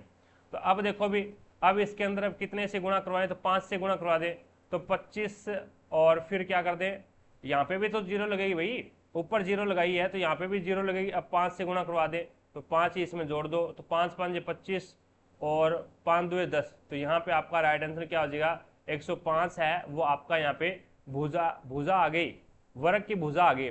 अब वर्ग का विकर्ण आपको ज्ञात करना है, तो वर्ग का विकर्ण का फॉर्मूला होता है √2 भुजा, √2 भुजा बराबर में 105 दे रखी है अभी, बराबर में भुजा है वो कितनी दे रखी है, 105 दे रखी है, तो यहाँ पे 105√2 आ जाएगा भाई, 105√2 आपका यहाँ पे राइट आंसर होगा। 4 नंबर ऑप्शन बिल्कुल राइट हो जाएगा। नेक्स्ट देखिए 70 नंबर क्वेश्चन आपके सामने है। अब इसमें देखो भी ये बढ़िया क्वेश्चन है समझने वाला भी। मान लीजिए दो कुंडलियां ए और बी है। कुंडली ए को, कुंडली ए है उसको कुंडली बी में बदल दिया जाता है, जिसमें लूपों की संख्या कुंडली ए में लूपों की संख्या की दुगुनी है, यानी बी के अंदर है वो लूप है, या फिर एक प्रकार से लूप न कह करके इसको एक प्रकार से ये मान लो भी फेरों की संख्या, फेरों की संख्या है वो क्या है, ए से दुगनी है। और चुंबकीय फ्लक्स में परिवर्तन की दर नियत है। अब चुंबकीय फ्लक्स जो ईएमएफ है, इलेक्ट्रोमैग्नेटिक फोर्स है, जो चुंबकीय फ्लक्स में परिवर्तन की दर है वो क्या है, नियत है, एक जैसी ही है। अभी नियत का मतलब होता है उतनी बी के अंदर है और उतनी ए के अंदर है, दोनों के अंदर समान है। तो आरंभिक प्रेरित ईएमएफ और अंतिम प्रेरित ईएमएफ का यहाँ पे आपको अनुपात बताना है। अब देखो भी मैंने मान लिया बी के अंदर फेरों की संख्या कितनी है, 2 है। फेरों की संख्या कितनी है, 2 है। तो ए के अंदर कितनी हो जाएगी फेरों की संख्या, तो यहाँ पे 1 हो जाएगी। फेरों का मतलब होता है इस प्रकार से, ये जो गोल चक्कर नहीं होते क्या, इसको फेरे बोलते हैं, और इसी को अपन क्या बोलते हैं, लूप बोलते हैं। तो यहाँ पे फेरों की संख्या मैंने मान ली भी बी कुंडली है, इसके अंदर 2 है, और यहाँ पे उसकी आधी होती है भी, यानी ए की दुगुनी हो जाती है। तो मैंने ए को मान लिया भी, ए के अंदर फेरों की संख्या 1 है, तो बी के अंदर कितनी हो जाएगी, दुगुनी हो जाएगी, यानी 2 हो जाएगी।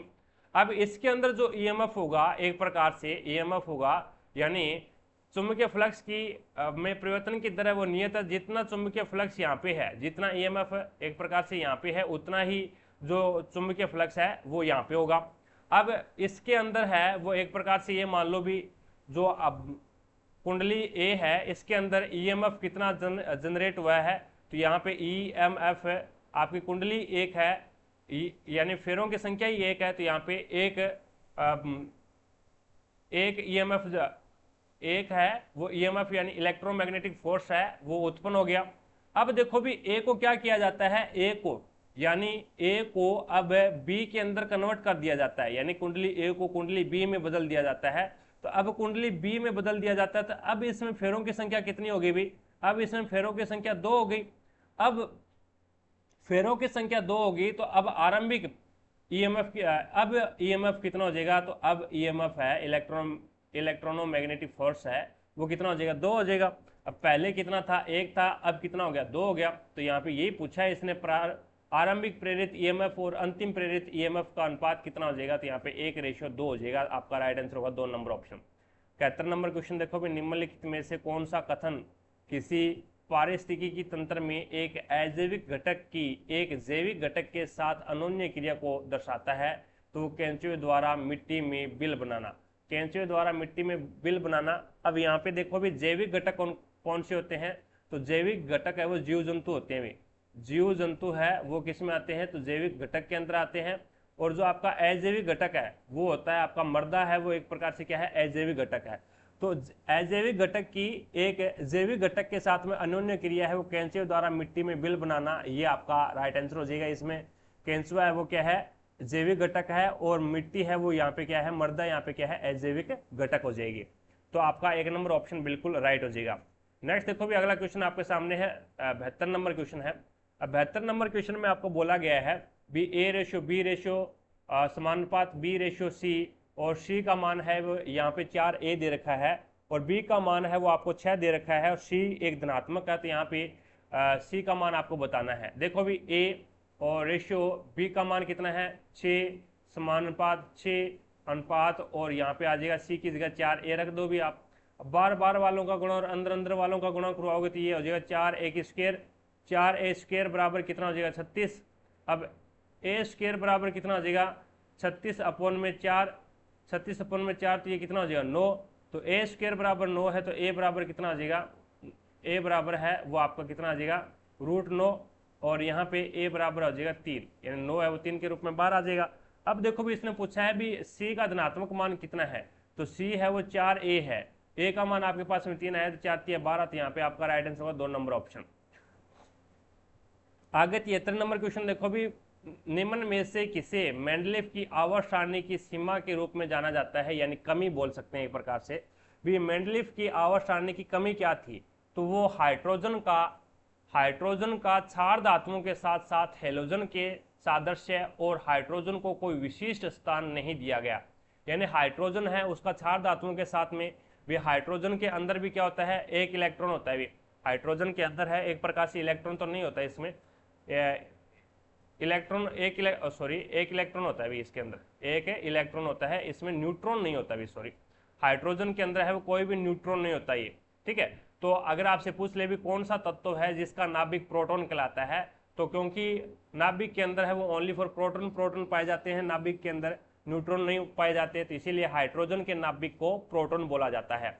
तो यहाँ पे हाइड्रोजन के अंदर है वो एक संयोजी इलेक्ट्रॉन होता है भी, एक है संयोजी इलेक्ट्रॉन होता है, और क्षार धातुएं हैं वो क्या है, पहला ग्रुप है। क्षार धातुएं कौन सी है, पहला ग्रुप है। तो इसके अंदर भी क्या होती है, पहला यानी एक ही संयोजी इलेक्ट्रॉन होता है। साथ साथ में हेलोजन है, हेलोजन वर्ग कौन सा है, 17वां वर्ग है, फिर कल बार आई आंटी। तो इसमें क्या होता है, फ्लोरीन क्लोरीन ब्रोमीन वो आता है इसमें। तो इसमें भी क्या होता है, संयोजी इलेक्ट्रॉनों की संख्या कितनी होती है, इसमें एक होती है, यानी ये एक ग्रहण करेगा या फिर एक छोड़ेगा। तो इस प्रकार से सिस्टम होता है भी ये, या तो सात को त्याग दे या फिर एक ग्रहण कर ले, वही प्रक्रिया है वो आपके क्षार धातुओं के साथ होती है। तो मोटा मोटी कहने की बात ये है भी, आवर्त सारणी के अंदर है वो मोजले है, सॉरी मेंडलीफ है, वो हाइड्रोजन को स्थान नहीं दे पाया, भी हाइड्रोजन को स्थान नहीं दे पाया। तो यहाँ पे ये इसकी एक कमी रह गई थी। आगे देखो नेक्स्ट 74 नंबर क्वेश्चन आपके सामने है, 7 छिके 42, 9 छिके 54 और 11 छिके 66। तो यहाँ पे आ जाएगा आपका 66, सभी को 6 से गुणा कर रहा है, तो एक नंबर ऑप्शन आपका बिल्कुल राइट हो जाएगा। नेक्स्ट देखो 75 नंबर क्वेश्चन आपके सामने है, सुप्रिया, तन्मय, उमेश, विप्लव और वसीम एक वर्ताकार मेज के केंद्र की ओर मुख करके इस प्रकार से बैठे हुए। तो 1 2 3 4 और 5, टोटल कितने हैं, 5 है। तो 1 2 3 4 और 5।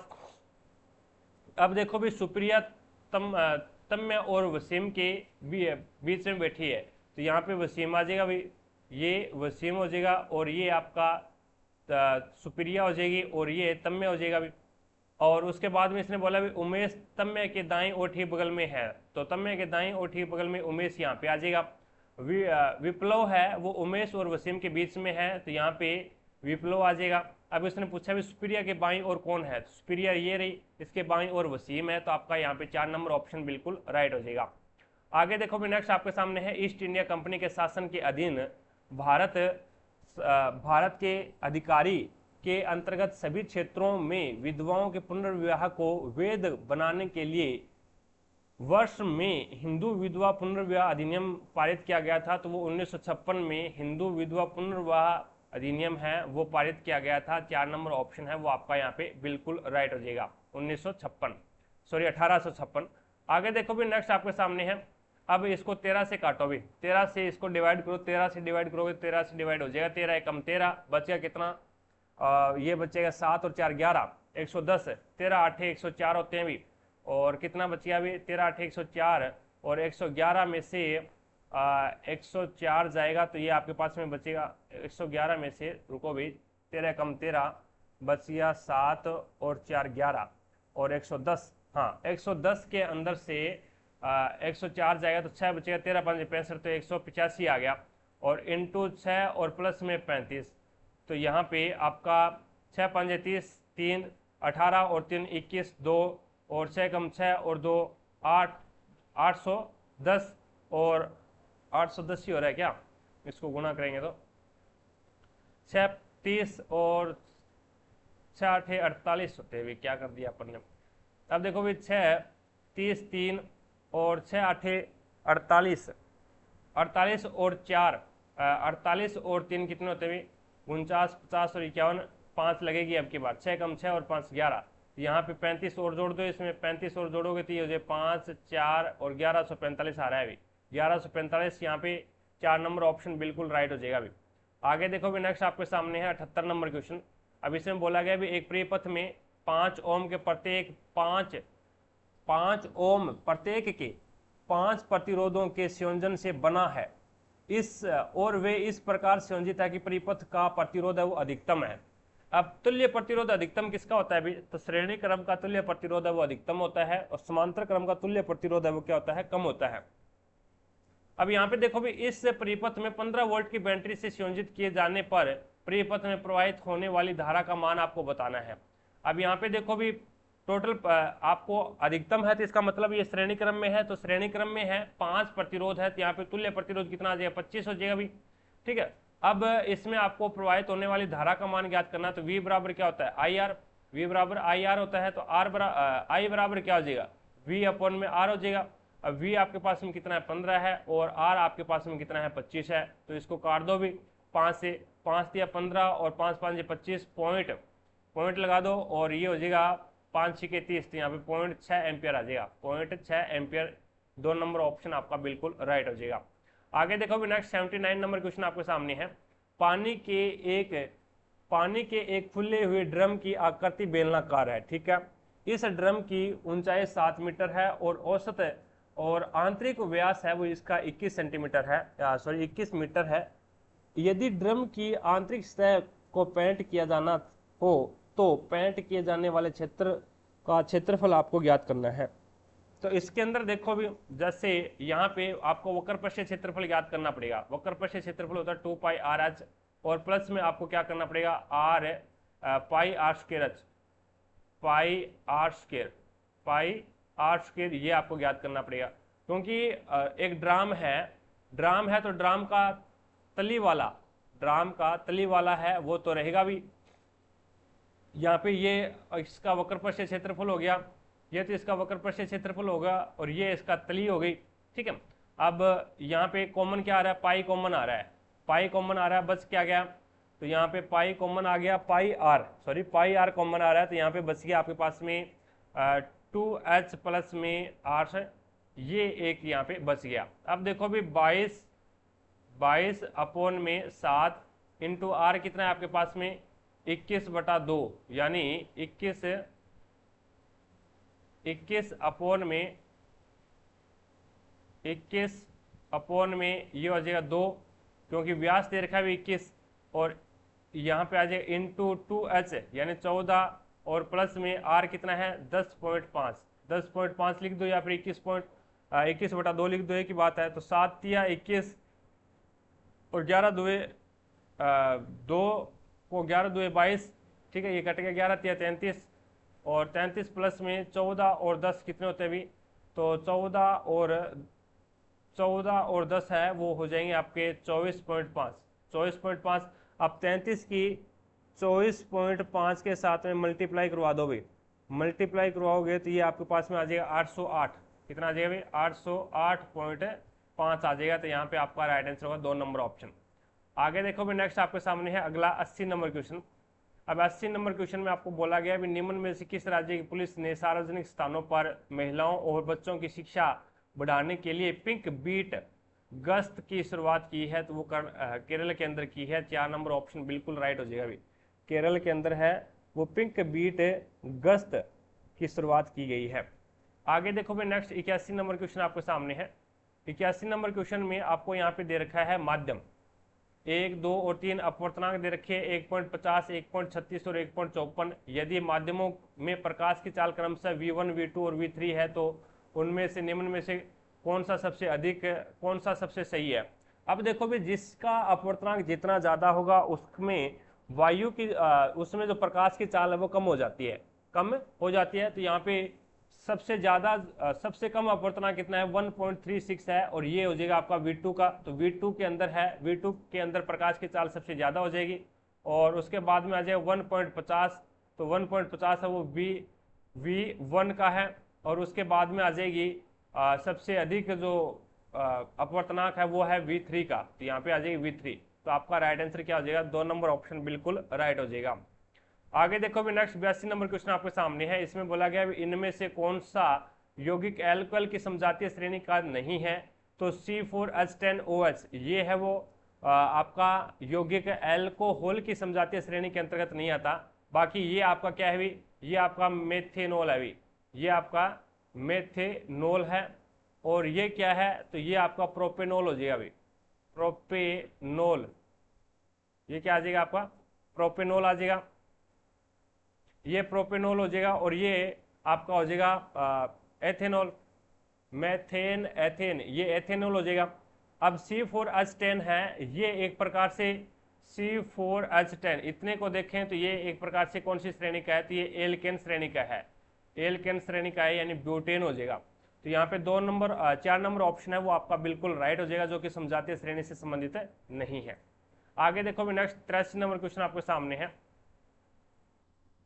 अब इसमें है वो ABCDEF और G द्वारा क्रमागत वुडलैंड के जूतों का आपको यहाँ पे 7 डिब्बे दे रखे हैं, एक के ऊपर एक यहाँ पे सेट किया गया है। और इसमें G को नीचे से चौथे स्थान है, G को नीचे से चौथा, पहला, दूसरा, तीसरा और चौथा यहाँ पे G आ गया अभी, तथा E के ठीक नीचे और B के ठीक ऊपर है। तो E के ठीक नीचे है और यहाँ पे B के ठीक है ऊपर है।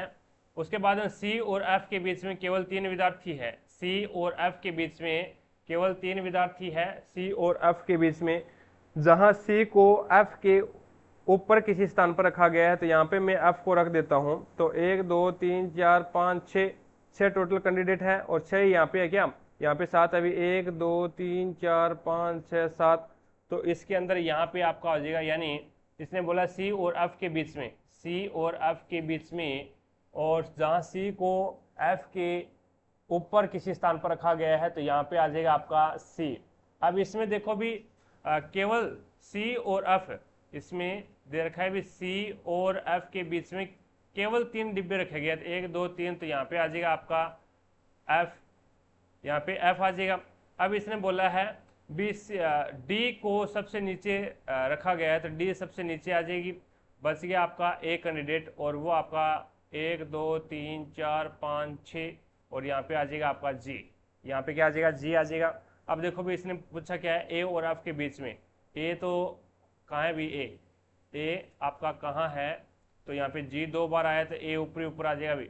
A और F के बीच में F ये रहा, तो 1 2 3 और 4 कैंडिडेट है, तो यहाँ पे आपका 3 नंबर ऑप्शन बिल्कुल राइट हो जाएगा। नेक्स्ट देखो भी 83 नंबर क्वेश्चन आपके सामने है, जिप्सम और प्लास्टर ऑफ पेरिस के रासायनिक फॉर्मूले क्या है, तो CaSO4 2H2O और CaSO4 half-H2O, ये इसके रासायनिक फॉर्मूले होते हैं। 1 नंबर ऑप्शन आपका बिल्कुल राइट हो जाएगा। नेक्स्ट देखो भी 85 नंबर क्वेश्चन आपके सामने है, आधुनिक यौगिकों के गुणधर्मों के बारे में इनमें से कौन सा गलत कथन है। आयनिक यौगिकों के गुणधर्मों के बारे में, आयनिक यौगिकों के गुणधर्मों के बारे में इनमें से कौन सा स्थान है वो गलत है, ये आपको बताना है। तो धनात्मक और ऋणात्मक आयनों के बीच दुर्बल आकर्षण बल होने से आयनिक यौगिक ठोस होते हैं, तो ये है वो एक प्रकार से गलत है, क्योंकि धनात्मक और ऋणात्मक आयनों के बीच में दुर्बल आकर्षण बल होने के कारण वो यौगिक ठोस कैसे हो सकते हैं। अब यहाँ पे देखो भी आयनिक यौगिक सामान्यतः भंगुर होते हैं और यह दाब आरोपित करने पर टुकड़ों में टूट जाते हैं। आयनिक यौगिकों के गलनांक और कवचनांक है वो उच्च होते हैं। विद्युत संयोजी यौगिक सामान्यतः जल में विलय होते हैं, लेकिन पेट्रोल में क्या होते हैं, ये अविलय होते हैं। अब इसमें धनात्मक और ऋणात्मक आयनों के बीच में दुर्बल आकर्षण बल, या तो इसमें क्या पाया जाता है, धनात्मक और ऋणात्मक आयनों के बीच में प्रबल आकर्षण बल पाया जाता है, जिसके कारण ये क्या है, आयनिक यौगिक है वो ठोस पाए जाते हैं। और या फिर इस प्रकार से हो सकता है धनात्मक और ऋणात्मक आयनों के बीच में दुर्बल आकर्षण बल पाया जाता है, जिसके कारण ये क्या है, भंगुर होते हैं, ठोस नहीं हो सकते। ठीक है, तो यहाँ पे 4 नंबर ऑप्शन है वो गलत है भी, बाकी सारे के सारे सही है। आगे देखो भी नेक्स्ट आपके सामने है 86 नंबर क्वेश्चन है। अब इसमें बोला गया है भी उपरोक्त श्रेणी की संख्याओं में से प्रत्येक विषम संख्या को हटा दिया जाए तो दाएं से 8वें स्थान पर कौन सा होगा। तो प्रत्येक विषम संख्या को आपको हटाना है और दाएं से 8वां बताना है कौन सा होगा। तो उपरोक्त संख्या में 1 2 3 4 5 6 7 और ये रहा 8, तो यहाँ पे 8 ही पूछा है, दाएं से 8वां कौन सा हो जाएगा, 4 हो जाएगा, तो 1 नंबर ऑप्शन आपका बिल्कुल राइट हो जाएगा। आगे देखो भी यहाँ पे जोड़ घटाओ गुणा भाग करना है भी, आपको जोड़ घटाओ गुणा भाग करना है। पहले आपको भाग कर देना है, उसके बाद में आपको गुणा करना है, फिर आपको प्लस या फिर माइनस में कोई भी एक कर सकते हैं आप। आगे देखो भी नेक्स्ट आपके सामने है 88 नंबर क्वेश्चन, फ्लेमिंग के दाएं हाथ के नियम के संदर्भ में अंगूठा किसको निर्देश, अंगूठा है वो किसको इंगित करता है, तो वो चालक की गति को, चालक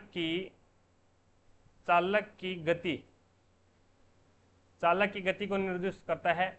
और यहाँ पे आपका हाथ की जो मुड़ी हुई अंगुलियां होती है, हाथ की जो मुड़ी हुई अंगुलियां हैं वो किसको निर्देश करेगी, तो वो यहाँ पे चुंबकीय क्षेत्र की दिशा को एक प्रकार से निर्देशित करती है। चुंबकीय क्षेत्र के दिशा को एक प्रकार से निर्देशित करती है। अंगूठा आपके चालक की गति को निर्देशित करता है। आगे देखो भी नेक्स्ट आपके सामने है 89 नंबर क्वेश्चन। अब इसमें बोला गया भी निम्नलिखित में से चित्र में दर्शाए गए अनुसार तीन एक समान बल्ब की एक बैटरी है। संयोजन PQ X Y और Z परिपथ में कई बिंदुओं को निरूपित करते हैं। तो यहाँ पे निम्न में से कौन सा कथन है वो सही होगा, ये आपको बताना है। थोड़ा जूम और कर लेते हैं भी। ये देखो भी, अब इसमें 2 नंबर ऑप्शन देखा भी, P का धारा Q की धारा से अधिक है। P की जो धारा है वो Q की धारा से अधिक है। तो Q तो यहाँ पे है भी, Q तो यहाँ पे है, P यहाँ पे है। तो सबसे पहले धारा किसके पास आएगी? P के पास आएगी। तो सबसे पहले धारा P के पास आएगी, तो इसका मतलब क्या हो गया भी, P के अंदर है वो धारा का मान है वो Q के अकॉर्डिंग है वो क्या हो जाएगी, कम ज़्यादा हो जाएगी। क्योंकि यहाँ पे P के अंदर स्टार्टिंग में P के पास में ही आई है, स्टार्टिंग में P के पास में आई है, और फिर यहाँ पे एक आपका बल्ब लगा हुआ है इसके बीच में। तो उसके बाद में आगे जो धारा जाएगी वो क्या हो जाएगी, थोड़ा सा कम जाएगी। तो यहाँ पे P पर धारा है वो Q की धारा की अपेक्षा क्या होती है, अधिक होती है। आगे देखो भी नेक्स्ट 90 नंबर क्वेश्चन आपके सामने है। अब इसमें बोला गया है DXB को क्या लिख रहा है, ये GSI लिख रहा है अभी। अब देखो भी कौन सा नियम लगा रहा है, ये आता है 13 और D आता है 2300 में। D वैसे आता है, सॉरी 4 के अंदर आता है D, और यहाँ पे 3 बढ़ा दिया अभी, 3 बढ़ा दिया। इसमें क्या कर दिया अभी, 3 घटा दिया। इसके अंदर है वो 3 घटाया नहीं है, इसके अंदर 5 घटाएगा, और इसके अंदर कितना जोड़ेगा, तो ये आप जोड़ दो इसके अंदर 7, तो इसके अंदर 7 जोड़ दिया। अब देखो भी JNP, अब इसमें पहले क्या करेगा, ये 3 जोड़ेगा, 3 जोड़ेगा तो ये 13 पे M आ गया। उसके बाद में यहाँ से 5 माइनस करेगा, 5 माइनस करेगा तो ये आ जाएगा I, और फिर क्या करेगा, +7 करेगा, +7 करेगा तो यहाँ पे 16 पे आता है P, तो P 16 पे आता है, +7 करेगा 16 और 4 और फिर 3 और W आ जाएगा, फिर क्या आ जाएगा, W। तो यहाँ पे आपका राइट आंसर होगा 2 नंबर ऑप्शन। आगे देखो भी नेक्स्ट 91 नंबर क्वेश्चन आपके सामने है। 91 नंबर क्वेश्चन है, बचत में परिवर्तन अपोन में आय में परिवर्तन बराबर क्या होता है? बचत में परिवर्तन अपोन में आय में परिवर्तन है वो सीमांत बचत प्रवृत्ति होती है, सीमांत बचत प्रवृत्ति, यानी 3 नंबर ऑप्शन आपका बिल्कुल राइट हो जाएगा। नेक्स्ट देखो भी 92 नंबर क्वेश्चन आपके सामने है। न्यूलैंड्स के अष्टक नियम में इनमें से किन 2 तत्वों को हाइड्रोजन, फ्लोरीन, क्लोरीन, ब्रोमीन के साथ साथ समान संख्या में रखा गया था? तो वो हो जाएगा आपका कोबाल्ट और निकल। कोबाल्ट आप सर्च करना इंटरनेट के ऊपर, डोबेराइनर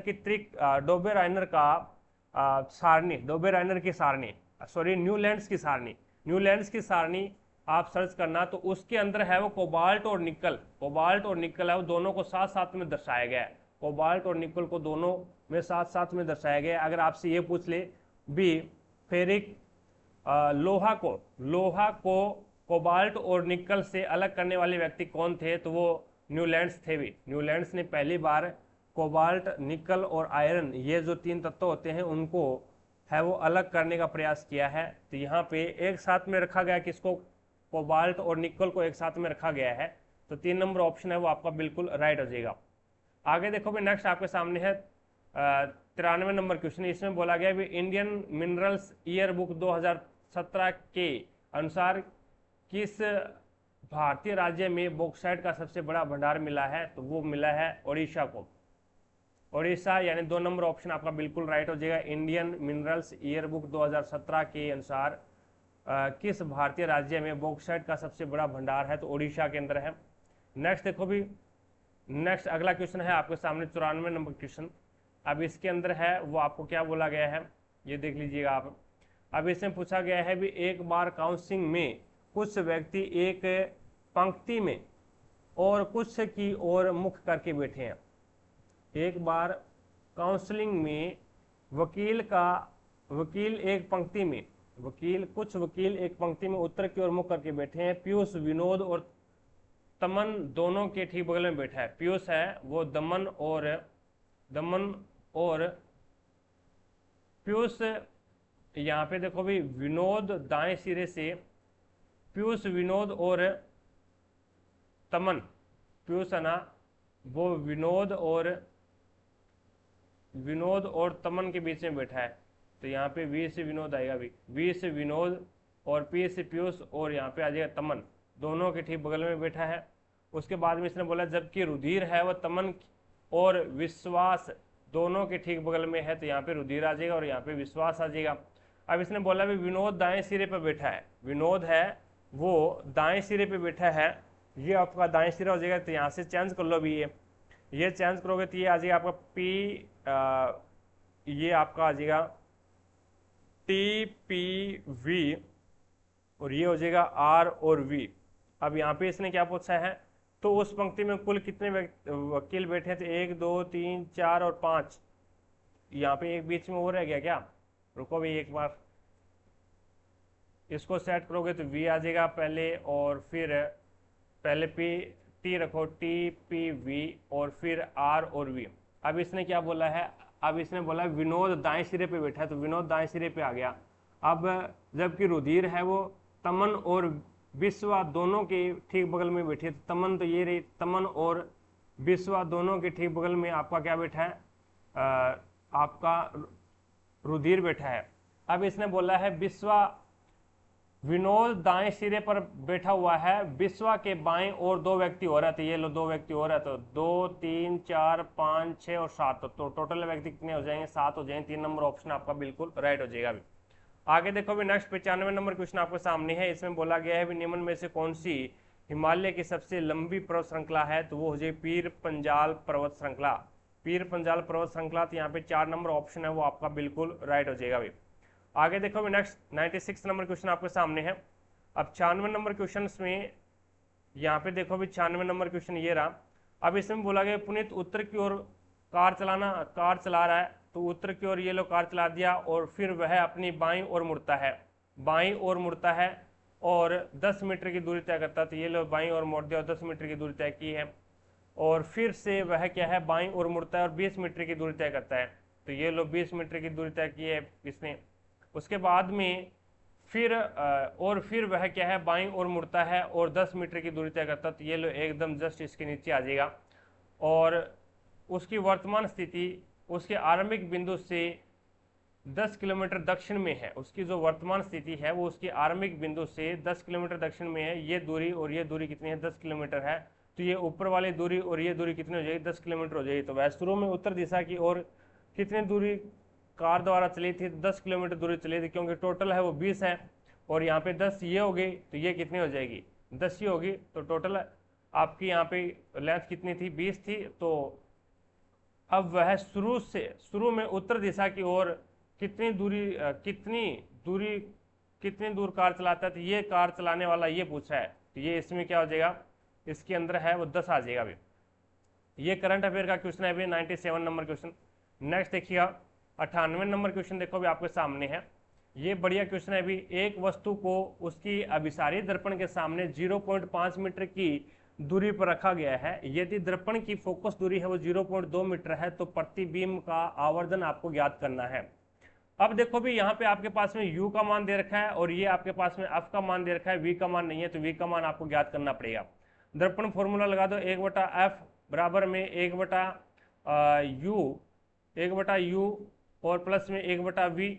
अब देखो भी 1/v बराबर क्या होगा, 1/v बराबर हो जाएगा, ये इधर चला जाएगा भी, जो आपका u है वो बराबर से दूसरी साइड में जाएगा, तो 1/f माइनस में 1/u आ जाएगा। अब यहाँ पे f का मान कितना है, 0.2 है, और उसके बाद में u का मान कितना था, तो 0.5 था, भी 0.5 था, और उसके 1 मिनट के लिए ये हो जाएगा आपके पास में 1/2 और माइनस में 1/, ये हो जाएगा आपके पास में 0.2 तो आएगा 5, u 5 है भी, ठीक है। अब अभिसारी दर्पण है, अभिसारी दर्पण का मतलब क्या होगा, अवतल दर्पण है, अवतल दर्पण है तो फोकस दूरी भी क्या लेंगे, माइनस में लेंगे। अब देखो यहाँ पे इसका पॉइंट है, यहाँ पे पॉइंट हटाओगे तो ऊपर 10 लगा दो भी, यहाँ से पॉइंट हटाओगे तो भी 10 लगा दिया अपन ने, तो इसका एलसीएम आ गया 5। इसका एल्शियम है वो 5 नहीं आएगा, इसका एल्शियम 10 आएगा। इसका एल्शियम आ गया 10, तो 2 5 10 50, और ये माइनस का और ये भी माइनस का, तो ये हो जाएगा 5 2 10 और ये हो जाएगा 20। ये कितना आ जाएगा अभी? 20 हो जाएगा। अब इसमें देखिएगा, अब इसको दोबारा से देखो भी, यहाँ से इसको दोबारा से देखो। अब ये फॉर्मूला है, फॉर्मूला तो आपको समझ में आ गया अभी। अब इसमें 1/1 वी बराबर क्या होता है अभी?